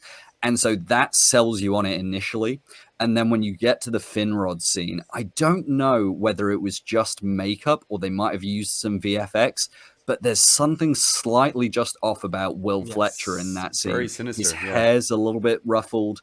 There's something about the lines around his eyes. Even his ears seem slightly more jagged and pointy, and that could just be, I need to go back and compare with episode 1, but the way he speaks, and I almost wonder whether they got Charlie Vickers to record the same lines that Will Fletcher was going to do and then found a way of melding them, or had Will Fletcher kind of almost parrot the intonation and delivery. And then the final scene on the raft, I mean, I think what we have to talk about is that gorgeous shot where the camera spins, rotates, flips, and suddenly we're looking at the reflection in the water, going back to Finrod's point in episode 1. Yeah. The lights reflected in the water are sometimes the brightest. And that shot of the silhouettes, and it was just one of those moments that sends chills down your spine. Yeah. And then the last thing I'll say is that building of tension, the storm, the moment we get the close shot on Halbrand's face where his eyes dilate and the pupils become slits. If you look carefully, they've done some VFX work on his teeth, so they're becoming jagged as he screams in that last few frames. Yeah. And then to have the smash cut to Galadriel drowning, it actually gave me anxiety seeing her, be suddenly submerged. And I just thought it was one of those moments where one thing that I don't think's been talked enough is how they found 3 very impressive directors. J.A. Bayona, wonderful director, A Monster Calls, the film about the Impossible, another great film. But Charlotte Brandstrom, the last 2 episodes, Wayne Yip, I mean, just really inventive directing. So hats off to them. Completely. That scene, I agree, chills. Look at me. Is it that? The look at me. Well, I was going to say the scene where we see the camera flip around, we see the reflection, and it's even like she's looking into what could be hers as well. And you could see Galadriel's posture, and then the camera flips around, and the posture of the reflection is her shoulders back, hair flowing, and she looks really, really powerful. And then it cuts back to her in reality, and that's not her posture at all. So it's this lie that's in the water. And as you said, that's been teased from episode 1, from Finrod's mention of the reflections in the water are sometimes the brightest. And so it all ties back beautifully to that. And I think that's, it's always good when there's a big important quote at the beginning and then they actually, there's the payoff later on. So I think that's quite, I think that was beautifully done. While I was watching this scene, however, there was just something in the back of my mind that was niggling at me all the time. And this is not a nitpick of the scene. I thought everything was beautiful. But we spoke to Will Fletcher and the actor who plays Finrod, and he told us, he told spoiler. Us, not a spoiler, but he told us, he's like, that's not the end of my character. And so we immediately thought, like, as in after episode 1, he said, that's not the end of me. I'll be back, basically. And so we immediately thought, oh, fantastic. There's going to be more flashbacks. We're going to get more, Valinor before. But now I was like, oh, so what we are going to see more of Finrod, or this actor playing Finrod, maybe this is the only other thing, that maybe this is what he was referring to when he told us that. So yeah, it was Sauron playing Finrod. So he's Sauron, really. So I was like, oh, I really was hoping to get more flashback scenes. And so I was a little bit disappointed at that point. But I was definitely not left disappointed at the actual scene itself, and I thought that it was really incredibly done. And yes, as you pointed out as well, Harry, the focus on the eyes, the way that they kind of slit and became more Sauron-like, or They were maybe red and bloodshot and cat-like, I suppose. There was a lot of that done. We get to see that later on as well, actually, in one of the final scenes, which we'll speak about. Oh, we could just mention it now. The very final scene, which is cut, where we get to see, we get to zoom in on the three rings, and then we get to zoom out as well, which was, that was cool. And as we zoom out, those three rings, they kind of turn into this eye, and then that turns into Halbrand's eye when he's looking at Mordor, and we can see the reflection of Mordor in his eye. But if you look very closely, as it's zooming out from his eye, you get this little slit in his eye, and it looks like the eye of Sauron in Halbrand's own eye as well, along with there's in his eye, you can see his eye, Sauron's eye, and you can see the reflection of Mordor. So it was just so much crammed into that like one small eye, and it was really, really incredible. That little visual, yeah. The visuals in this episode were actually stunning. Amazing. Like from the raft scene to your first glimpse of Mordor in its proper decrepit state. There were so many cool things. Just the rings themselves. Beautiful. We talk about the rings. They were so cool. The rings were awesome. They were so nice. Yeah. Yeah, they were amazingly done. Also, I really, really enjoyed when they were doing the forging of the rings. They used the same mold, the same little thing that they had in the very beginning in the Fellowship of the Ring, where Galadriel had with her voiceover saying, "It began with the forging of the great elves of power," and it shows them pouring this molten metal into these kind of mold things, which were the exact same ones that they used in this moment as well. So I was like, oh, that's a really cool little tip of the hat. So just all of those little things, I'm just any little Easter egg, I'm like, ooh, look at that, that's really cool, that's great. So that was great. Also, we can talk about the rings in a moment, but just I wanted to go back to when Finrod was speaking, and he says basically that Sauron was seeking power to heal Middle Earth. Again, I really liked that they were going down this route of Sauron, and maybe even Halbrand. He does seem like he's a little bit conflicted, and his opinion of himself is that he is trying to heal Middle Earth, and he is trying to put it in order. And then later on, when Galadriel is speaking to Halbrand or to Sauron on the raft, he says something about healing Middle Earth, and she says to him, "Heal or rule," and he says, "I don't see the difference." And that's very much what we should believe Sauron, that his opinion is. So I thought that was very, very cool as well. Sarah, I'll just come to you on everything we spoke about there, just to get your opinions on that, in case you had anything that you wanted to jump in and say. Just to take us back to the whole eye thing, when they poured the molten gold and silver from the dagger into that bowl, and then they dropped the mithril in, it looked like a fiery eye. Yeah, that was another visual I meant to mention as well. Yeah, that yes. So they were doing that from that moment, and I think that's a little bit of a warning that although these rings have been created just by the three elves there together and all of that, that it's not necessarily still the best idea to have them, because once you concentrate your power into an object, then you're actually putting life force into that object, and then you become reliant on that object.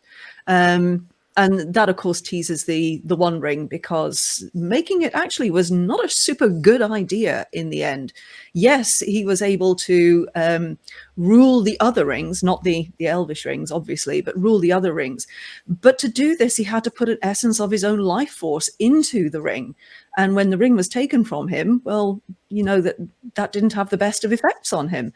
So is this such a great idea anyway, channeling power through an object in this way?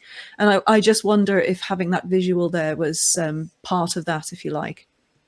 Yeah, definitely. It's a huge gamble. It's a massive gambit for Sauron to try and pull off. And as we know, he was overconfident in that moment as well, and he kind of had the opinion that if somebody else gets their hand on the ring, destroying it is just an impossibility, because it's so full of corruption, and that corrupting power will corrupt basically any spirit, in his opinion, on the earth. So which yes, just it was back quickly, that of course is exactly what Galadriel says: one will always corrupt. Yeah, that's right. Yeah, very, very good. And I thought it was nice that she said, like, 3 gives balance. And I was like, oh, yeah, it's like a nice 3-legged stool, I suppose. A 2-legged stool would not be very, not very good to sit on. So, like a turnback. Also, the quote from Halbrand when he's on the raft speaking to Galadriel, he says, "I would make you a queen, fair as the sea and the sun, stronger than the foundations of the earth." And I'm, just again, you're like, oh, I know that. I've heard that before. And then she says that you would be the Dark Lord. And he says, no, not dark. Together we will control Middle Earth, he says, together we will save Middle Earth. I can't read my own writing. And then she says, save or rule. And that's when he says, I don't see the difference. And he also says that Sauron, or that he lives because of Galadriel. So again, he was kind of putting that pressure on her again, that if she goes and tells people, they're going to realize that it's kind of Galadriel's fault all along. So can I just break in there? Because there was another line there that I think was really important, where he says that you will bind me to the light and I will bind you to power. Now, of course, this whole episode is called Alloyed. And that's exactly what this is, isn't it? It's the alloy of two very different things coming together. What he foresees in that is one thing that will be very powerful coming out of it. The binding of opposites, if you like. So I think this is, it's all part of this, this theme going on through this episode of alloy, of bringing together two things to create one thing that is much more powerful, if you like. So I just wanted to bring attention to that line. No, really, really good. Really important, actually. That's really well picked up on as well.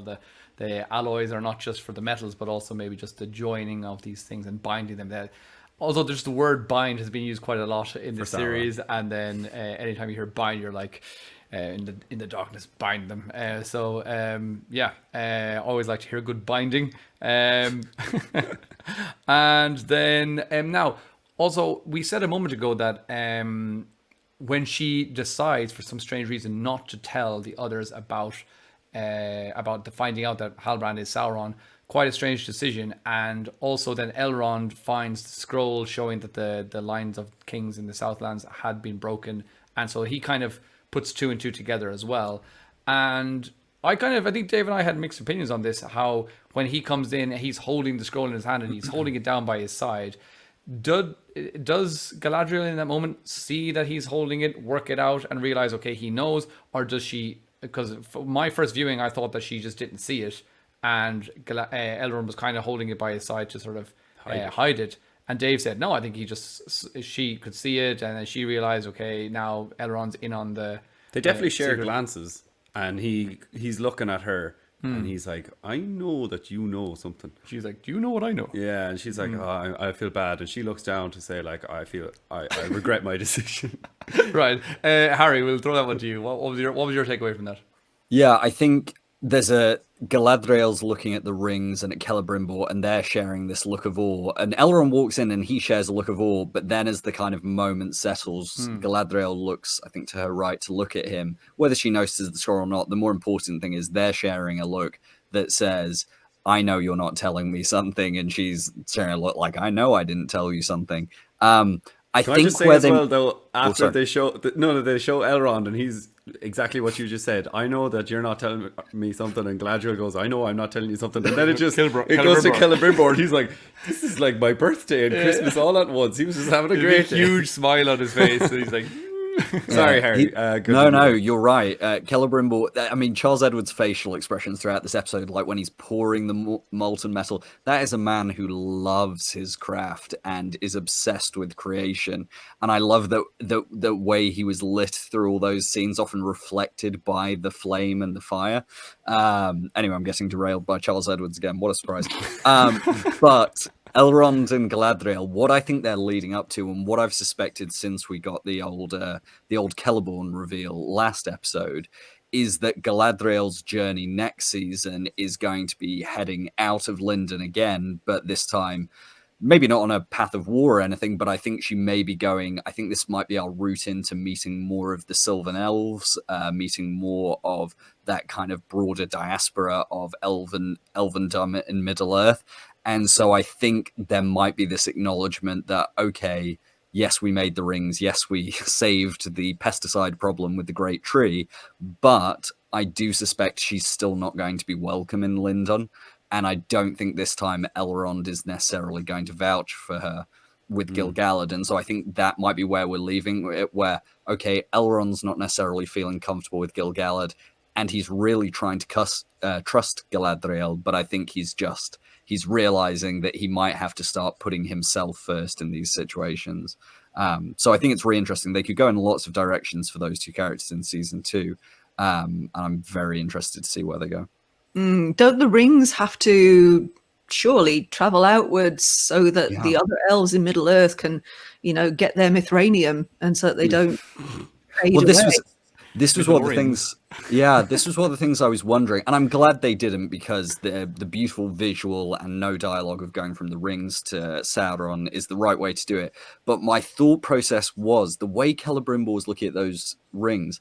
I'm wondering whether he's going to say, actually, shouldn't I keep one of these? Isn't this kind of like, I made these, shouldn't I have one? And so I wonder whether we'll ever get that addressed, or we'll just start season 2 with perhaps Elrond. Maybe that's how they'll introduce Círdan, is the very first scene, is Elrond going to, Mithril, the Grey Havens, and giving Círdan the ring, and we'll see Gil-galad's got his, and we'll see Galadriel has hers and has left.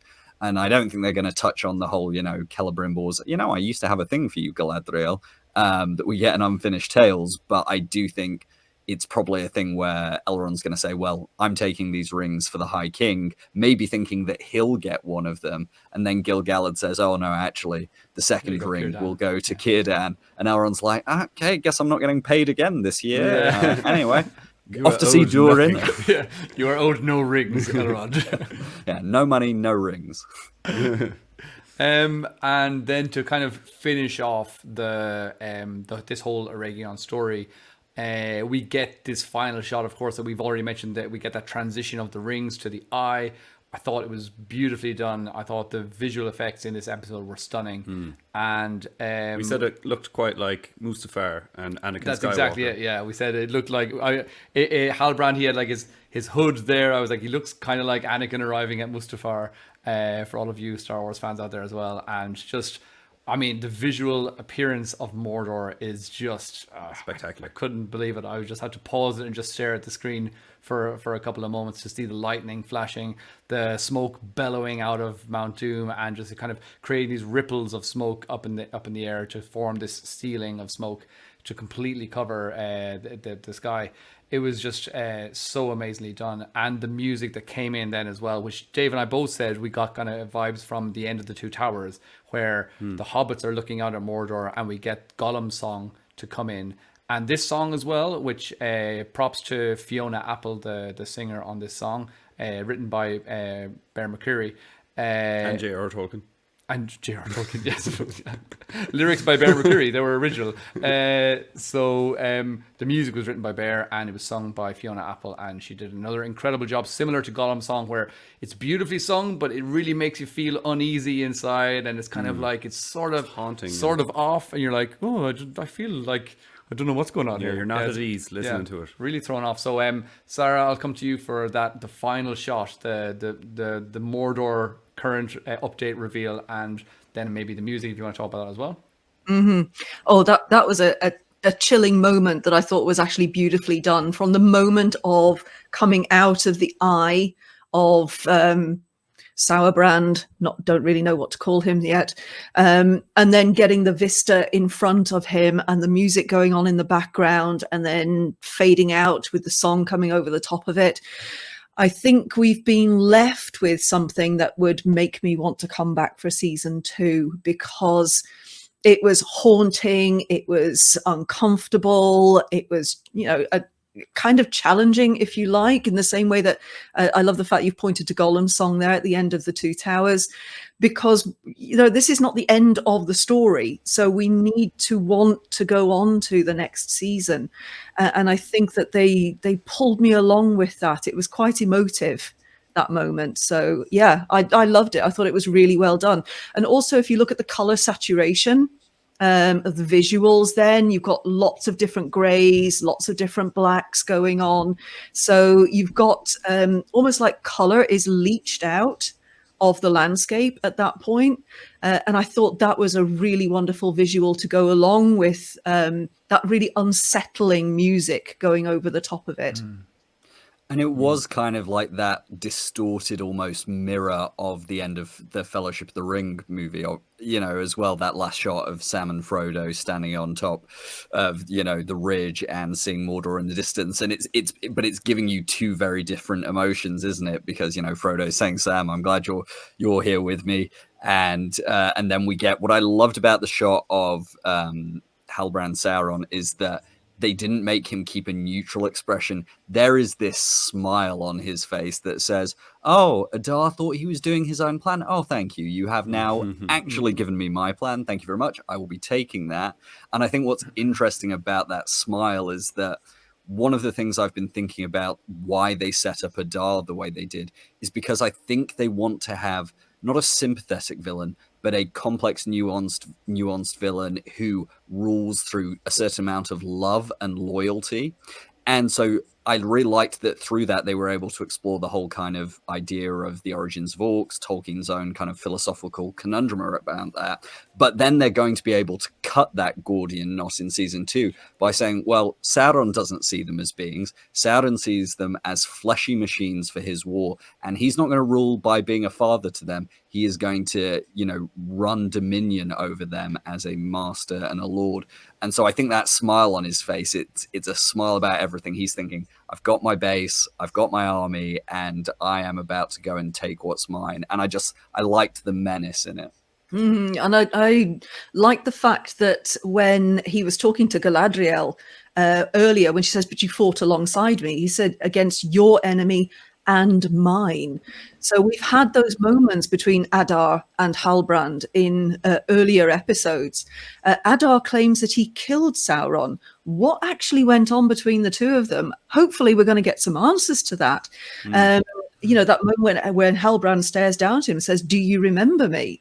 And Adar says, no, but does he really not remember him? Or, you know, what is going on? So many other things that I want answered. There's going to be a clash between Adar and Sauron, and only Sauron is going to win that clash, absolutely. But what's going to happen to Adar? And you're right, Harry, Adar has a different attitude to the orcs than the one that Sauron will have. And I think that what we did learn from Adar, that I think he was really telling the truth about, was that he hated how Sauron was just using up these orcs that he thought of as his children. And he wasn't going to, he said, sacrifice any more of his children to Sauron's ambition. And then back comes Sauron, and he is going to do plenty with these orcs that will be disregarding them as having any kind of heart or names of their own. He won't care about names and things like that. They're simply parts of the cogs in the wheel, if you like. So I'm looking forward to seeing in season 2 what happens between Adar and Sauron, and also the orcs themselves. How will they respond to Sauron? So I think there's a lot to happen there.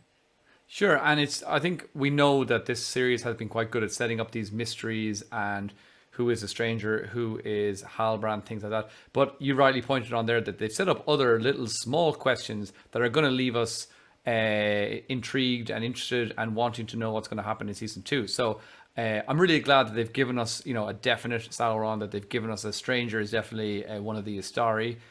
Still holding out hope for a blue wizard, but it's sort of fading away as the time goes on.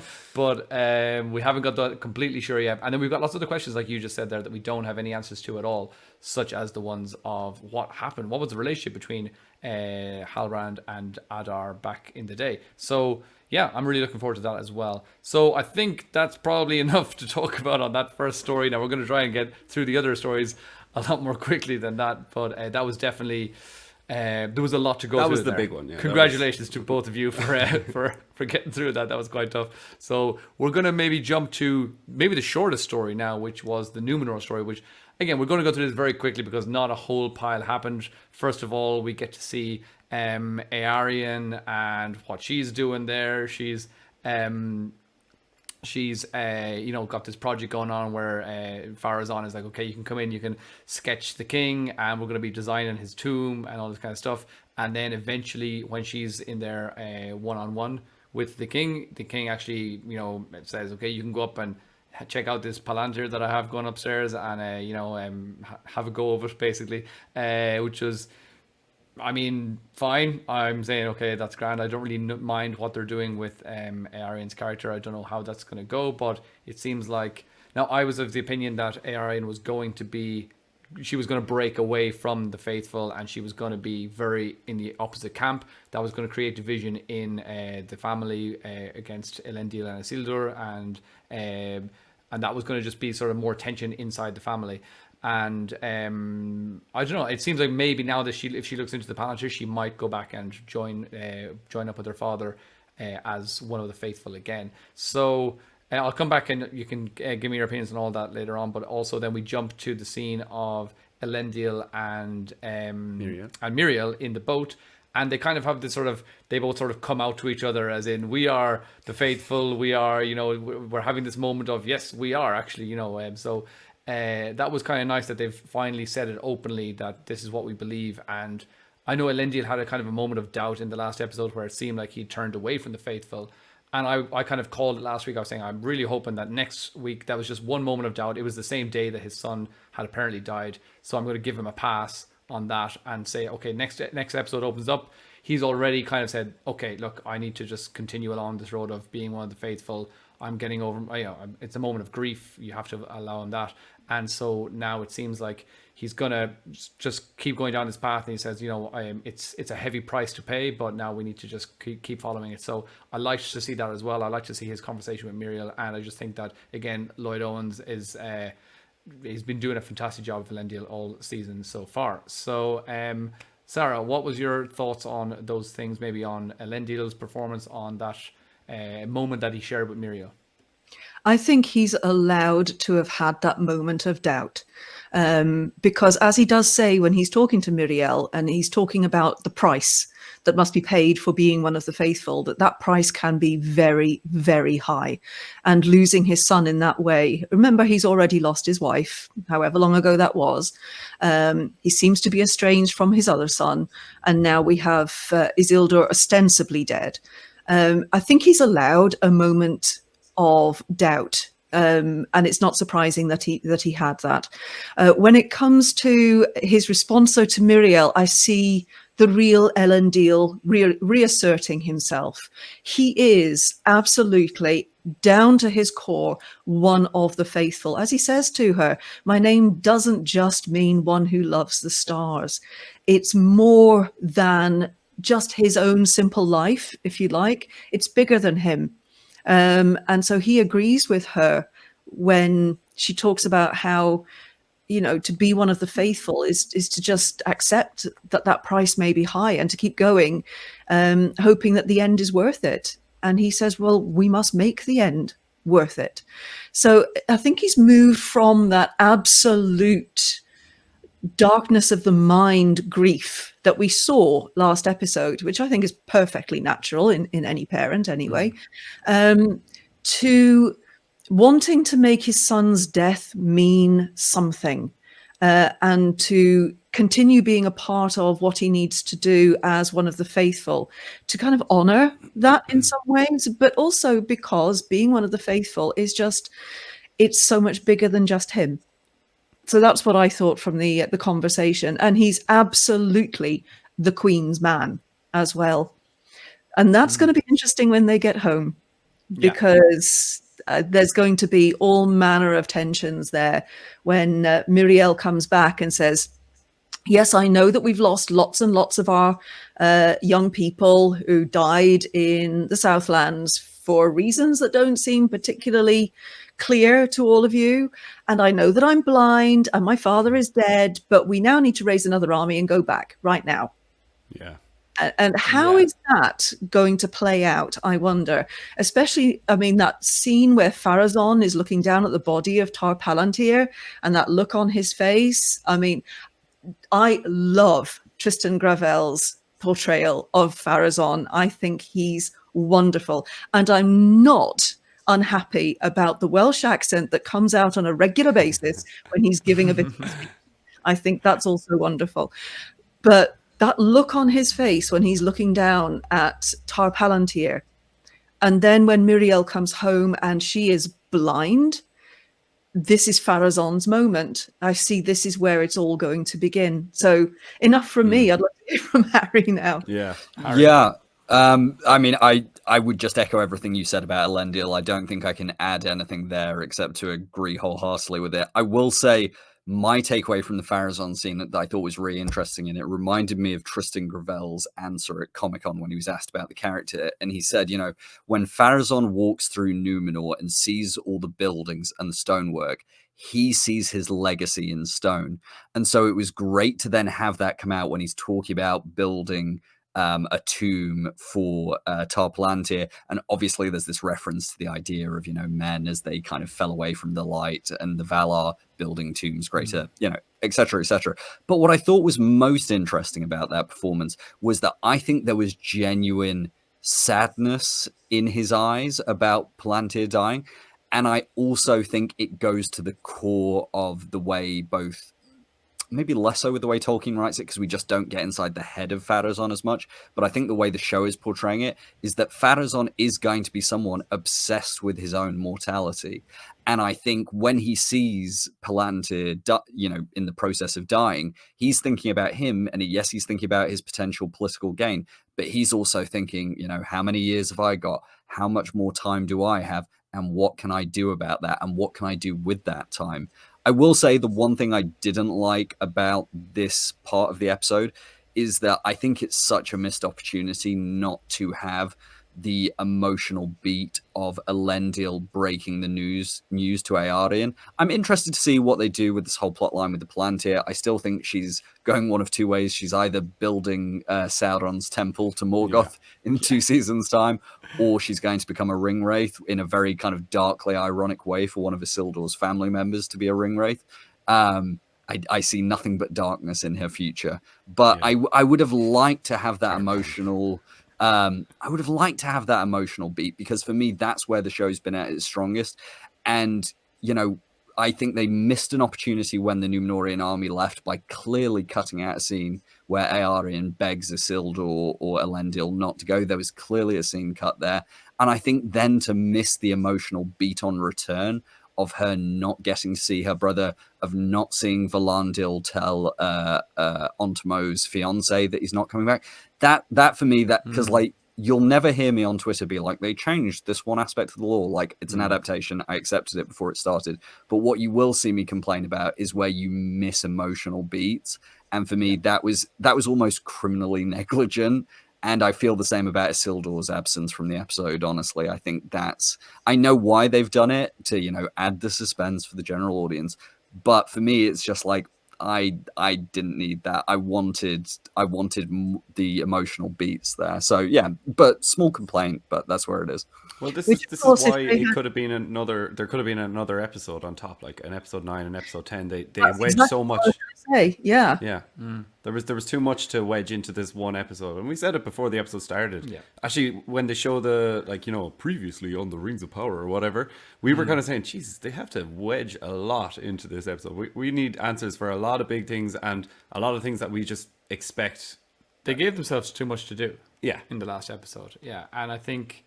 Again, it's very strange that now there's going to be a season break where the audience are going to think that Isildur is dead, and I think we don't need that. I don't think anybody needs that. If anybody's seen the introduction to the first movie, that that's not true. So it's not going to have that same emotional weight. I think that I agree with you, Harry. I think that the decision to have him be killed was only just to see the emotional effect that was going to have on Elendil, which I really loved in last week's episode. I loved his performance, but I agree as well that if they had breaking the news to Eärien as well, that would have been fantastic as well. And as you said as well, just all the other any mother who's been told your son's been killed in battle, or any fiance who's been told that your fiance is not coming home, things like that. And those few characters that we have been introduced to. It would have been really great to see that emotional weight attached to that as well. So yeah, maybe a bit of a missed opportunity there. So that's a bit of a little bit disappointing. But we do have this sort of feeling of tension of what's going to happen in season 2. We're already casting our minds ahead to that, and now we know that the king is dead. I also agree that I thought I saw in Farazan's face a little bit of sadness. It looked like I was like, is that a tear in his eye? I don't know if I was going to go that far, but it looked tear. like it looked like he was genuinely a little bit sad to see this ruler and this king pass away. Was he sad at the death of the king, or was he sad at seeing death? And I think it might be the second one, because in this episode we got the first actual mention of immortality. They haven't talked about it before in Numenor at all, but here when he says that we must craft for him a tomb, and within this stone will be the only immortality that he will have, because no one, not even a king, is actually immortal. I think Harry is right. I think this is Pharazon's absolute obsession that we're going to see come through, hopefully in season 2. But I think that the emotion on his face is not for Tar Palantir as a person, but as a representation of what happens to all of the mortal races. In my opinion. And actually, no, that's actually a good point. And when you started saying that, I was going to say, well, surely he's had maybe loved ones or family members who have died before. But I suppose being in the room with a person who is literally on death's door is a totally different emotion as to one where you hear, oh, my neighbor passed away or something. But also, he's the king. He's the most powerful man in his eyes. So sure. And not even he couldn't escape death. So that's what we have to look forward to in season 2. And then the final story from today's was of the Harfoots and of the Stranger, and we did get another big reveal as well. We actually get the name drop of the Istar, and we get a now fully fluent Stranger in the English language. He has absolutely no problems at all. I was a bit taken aback by that, but you're just like, okay, we'll just carry on. It's fine. I thought that was though when the mystics were like shooting their energy into him, and then they made him learn stuff. Remember they were telling him about Rune? Yeah. And they were like, we're going to teach you a lot. I kind of felt like he started to remember a lot, including Westron or English or whatever language they're using. However it was, I'm just like, right, fine, let's just get on with the plot anyway, and let's just see however he develops. But and he does have some mannerisms that are very Gandalf-y, but I'm just kind of hoping that that's just how all of the Istari are, and that's how all of the wizards are, and especially at the end when we get that big line drop where he says, you know, when in doubt, Eleanor, always follow your nose. And I mean, but as both Dave and I said it to each other watching it, we were like, because we've been wanting him not to be Gandalf since the beginning of the show. But as soon as he said that, and we're like, that's pretty much confirmed that he's Gandalf. We were both like, I'm not mad at it. I'm just like, you know. I kind of wanted, like, when he said, when in doubt, Miss Brandyfoot or Eleanor Brandyfoot, I was like, go on, say the line, Gandalf, do it. So that was quite nice as well. Yeah. And again, I think there's been lots of scenes, and maybe they haven't really quite hit the nail on the head with the Harfoots in lots of scenes, but I thought in this one, some of the emotion, I really felt it. And I really felt like I was quite close. Like the scene where Nori decides to leave, I really felt that. And it was quite emotional. And of course, she has that kind of moment with Poppy where Poppy's just like, all right, yeah, see you later, you're leaving. And then she goes away, and then she runs back again. It was kind of a bit typical and tropey, but I kind of welled up a little bit. I was like, oh, that's really quite sad. He was blubbering on the couch. I was a mess. Dave had to hold me. Yeah, that was like, I mean, that was really not, I think that was one of the things I was really, like, that's, as I said, that was one of the strongest emotions that I felt during this entire episode. Harry, how was your overall takeaway from the Harfoots and their story? Yeah, I mean, I was someone who, when we found out they were going to be included, I was like, oh, I get it, you know, appeal to the mass market, give people hobbits, the people want hobbits, I get it, you know, fine, cool. And pretty much from episode 1, I've loved every scene I had with them. I think they're one of the storylines that I pretty much wouldn't change anything. The only thing I would have changed is probably move up the introduction of the Mystics, because I think if we could have cleared the Harfoot storyline mostly by episode 7, episode 8 could have had more time for Numenor, for Mordor, for the elves. But having said that, they have consistently delivered some of the keenest emotional moments for me. I think the performances have been in a cast full of very strong performances. Some of my favorites have been here. I think, you know, I talked about this the other day, but Daniel Wayman performing largely mute, performing largely through his eyes, his gestures, his body language. just phenomenal. And I think that scene of the parting with Nori's mother now saying, yes, go find where the sparrows learn their songs, and no, go and be bold, don't be cautious. That for me, that's really lovely. And Nori and Poppy's parting got me very emotional. But actually what got me most emotional was just the stranger being able to speak with Nori when they first had that conversation about the Istar and being wise and what an adventure is, because it reminded me of my favorite moments from the Hobbit films, which are, they are what they are. But my favorite moments from those films are whenever Ian McKellen and Martin Freeman get share a scene. And I instantly got that. I was instantly like, yes, more of this in season 2. Yes, send Nori with him. Absolutely. Because it's just, it's perfect for me. And I can't wait to see more. I agree, though. I tend to think we know it's Gandalf now. We might hold out hope for a blue wizard, but I don't think you give the line about following your nose if you're then going to, kind of double cross your general audience. But I could be wrong. I think that they could just be keeping people guessing for the general audience to go, oh yeah, this guy, he's definitely Gandalf. And then they'll, maybe in season 2 or season 3, they'll actually teach the audience, actually, there are more Astari out there. There's these other guys called the Blue Wizards. And kind of like Gandalf's cousin. Yeah, exactly. Well, similar mannerisms. I did hear an interesting theory on Twitter when I was doing that space this morning, and admittedly it was 6 a.m, so if I'm misremembering, don't worry, sleep delirium. But I think it was Tim Bolton said, what if actually the Blue Wizards are either already in Rune or will be following Gandalf to Rune? So is it either a precursor or a successor? Because he's got more to learn. He knew he wanted to head to Rune anyway. Let's not forget, it wasn't the Mystics who gave him the idea. He was looking for those stars anyway. So is he going in search of the Blue Wizards, or is he going to scout out the area? I don't know. It's super interesting. But again, just the mention of Rune was also the thing that before I heard the line of follow your nose, I was like, definitely a Blue Wizard now.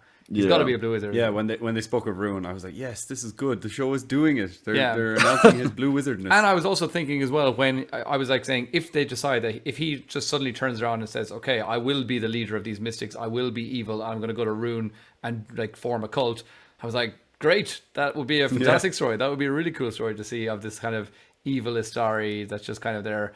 Just brings Nori along, and then like, Nori, we're here. Let's sacrifice people and, burn their bodies and worship Melkor. That would be interesting. Yeah, that would be funny. But we'll have to see how that would have gone. But you never know. I do have questions. Like, why did the Mystics think that he was Sauron? What made them think that he was Sauron? I mean, they clearly have powers of their own. They were tracking him down, but they were convinced that he was Sauron. And they talked about how there'd been a veil placed over his mind when he was brought down. But I'm not quite there with why they thought he was Sauron. Then they get the sudden, oh, he's not Sauron after all. He's one of the other ones. He's an Istari. He is. And then, of course, we don't get the name because the stranger puts in. Did they say he's one of the other ones? I thought they said he is the other one. Oh, the other one. The other one. Which makes me think that obviously maybe Halbrand or Sauron arrived at the same time as this stranger. And so there was just 2 people arriving, and the Mystics knew that there were 2 people, and they followed this one and just assumed him to be I think they Sauron. said, I don't think they said the other one. I think they said the Istar. That's all they said. They said, oh, he is the Istar. No, I think they did say he is. They might have said other one, but I think they said he is the other. And I wondered whether that was like in terms of like, oh, he is the same type of being, but he is the flip side. And my theory around like why they might have thought he was him, if you think about like maybe the limits of a human sorcerer's knowledge, they've maybe read some signs, maybe they have a prophecy, maybe they have whatever. If they're looking for the signs of an immense being of great power, I mean, they're kind of, they're right if they're squinting. They found a Maya, they found the wrong Maya. And so I wonder whether it's, in the same way Waldreg thinks That's what I was going to say. A whole lot of Sauron confusion. Yeah, he did say, like, this is a sign, like, have you heard of him, lad? Yeah. You must have seen the fallen star. So, I mean, I think we this just must be a assume prophecy. That's when I knew that the stranger was definitely not Sauron, when Waldreg was like, oh, that's his sign. I was like, no, Waldreg has not said a correct sentence in his life. We are not believing You are Sauron, anything he are you said. not? So I've just looked up the actual quote because I did note it down. Oh, nice. He is not Sauron. He is the other. Istar. He is ellipsis. Right. Right. So they say the other. That means to me singular. But yes, the other seems to be. It seems to me it's singular. That's the definite article, the, not another. He is the other. So they know there's two. That's what I'm understanding from that.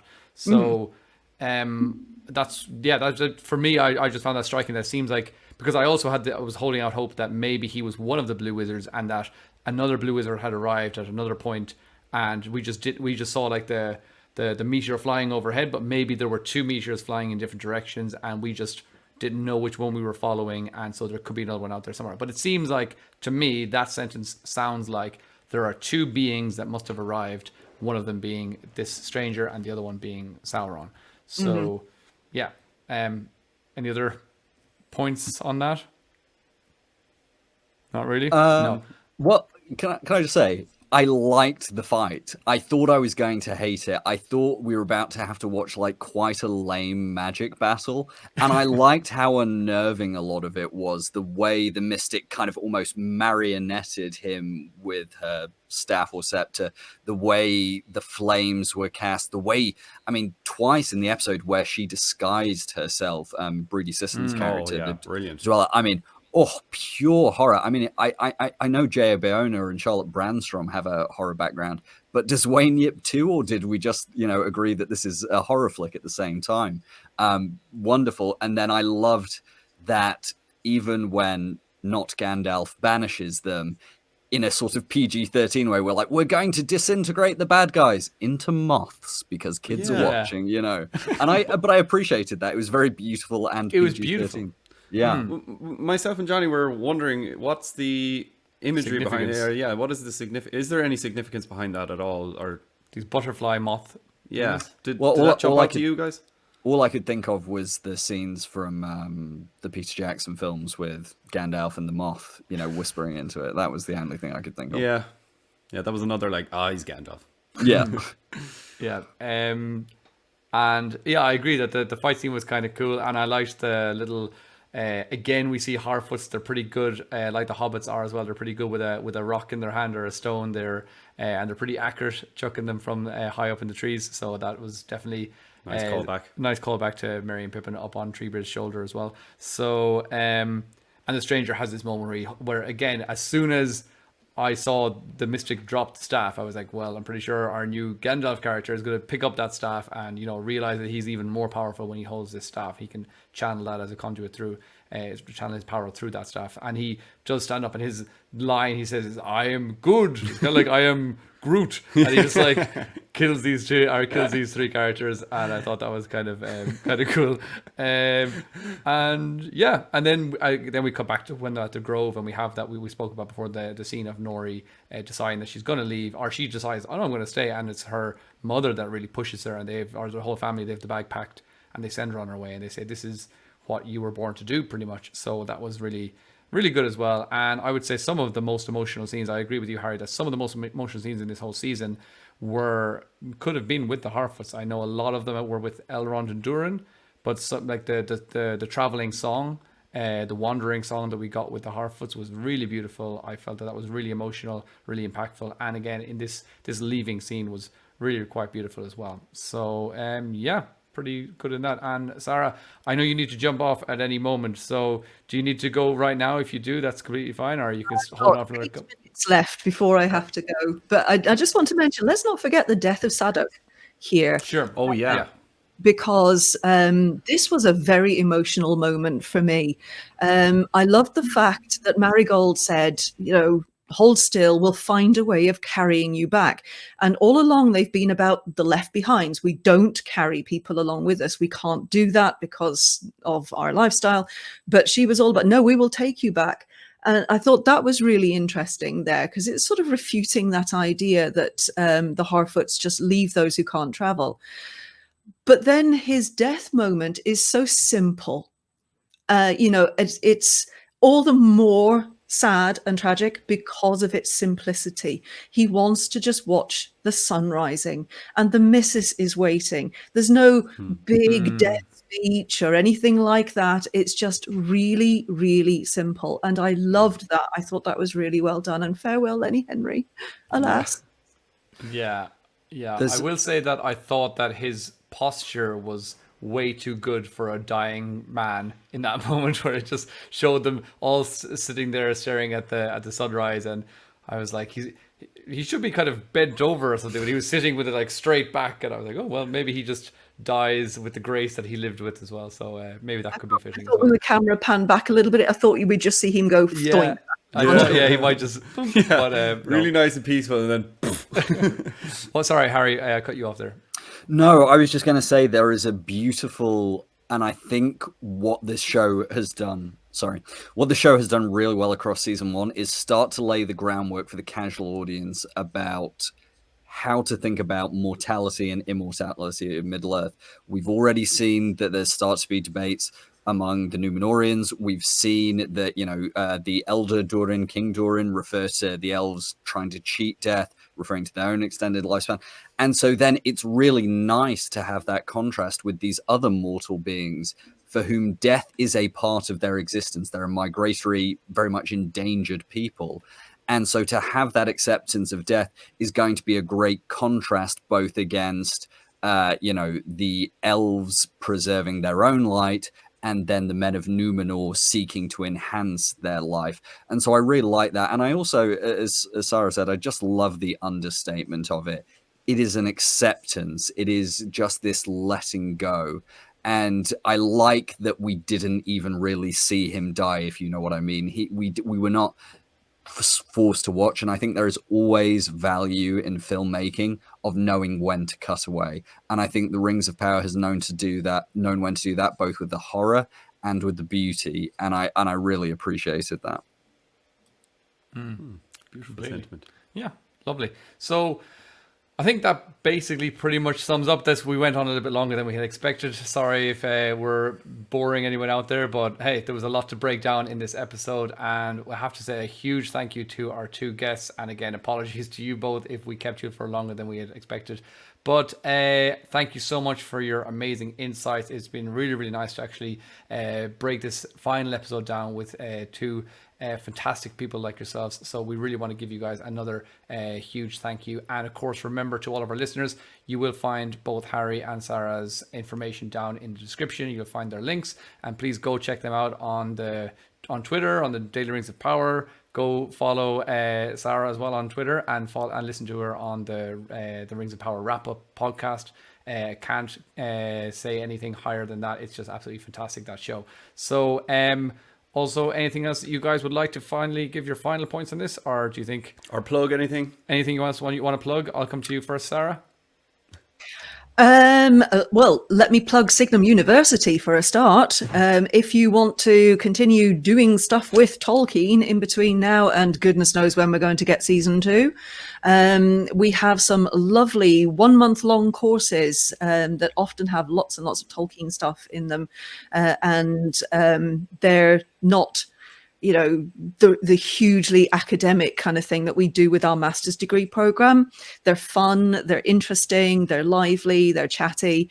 I've got one coming up in December that is on the fall of Numenor, for example. So it's timed to go with the release next month of Brian Sibley's new book on the fall of Numenor. So if you're interested at all, then go and find at Signum U on Twitter, and then click on the link in their bio, and it will take you to our website, and then look for our space program, Signum Portal for Adult Continuing Education, because we're nerds. And we wouldn't have it any other way. Thank you so much, Sara. It's been such a pleasure to have you on, and hopefully we get to see you again soon. Yes. Me on. You're very, very welcome. Very welcome. Very welcome. It's been a pleasure. And Harry, come to you. Anything else you want to plug as well? Well, I firstly want to say thank you again so much for having me on. It's great to actually chat to you guys, not just over Twitter, and also sorry you as well. I know we've talked briefly on Twitter before, but so much better to have these sorts of conversations. Definitely. As for plugging myself, I may be deciding to have my third Twitter space in 24 hours this evening, because I have an issue in my life, and it's called the Rings of Power. So if you want to hear more, this will have already happened by the time the podcast comes out. Don't worry about that. Actual thing to plug. People may think I may be going away in the off season. I am not. I have so much planned for the podcast. We're going to do story arc reviews for each character. We're going to do resume reviews of cast and crew looking back at their old films and TV. We're going to look at the Fall of Numenor when that comes out. And I hope to have lots of lovely guests on and an open invitation to everyone on this call, because I'd love to return the favor and speak with you again. But yes, follow me at DailyROP and come talk about how beautiful Charles Edwards is as Celebrimbor. Excellent. Have you heard of him, lad? Have you heard of Sauron?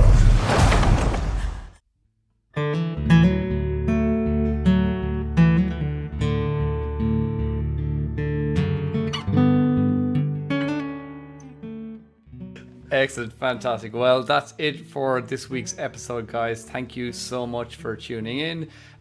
Please get in touch. Let us know what your thoughts are on this final episode and on the season as a whole. We can now finally make our judgments on full season 1, so that's nice.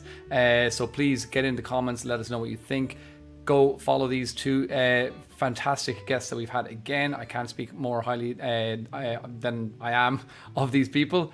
And as always, thank you so much to our patrons, and we will see you guys next week. Bye. Goodbye.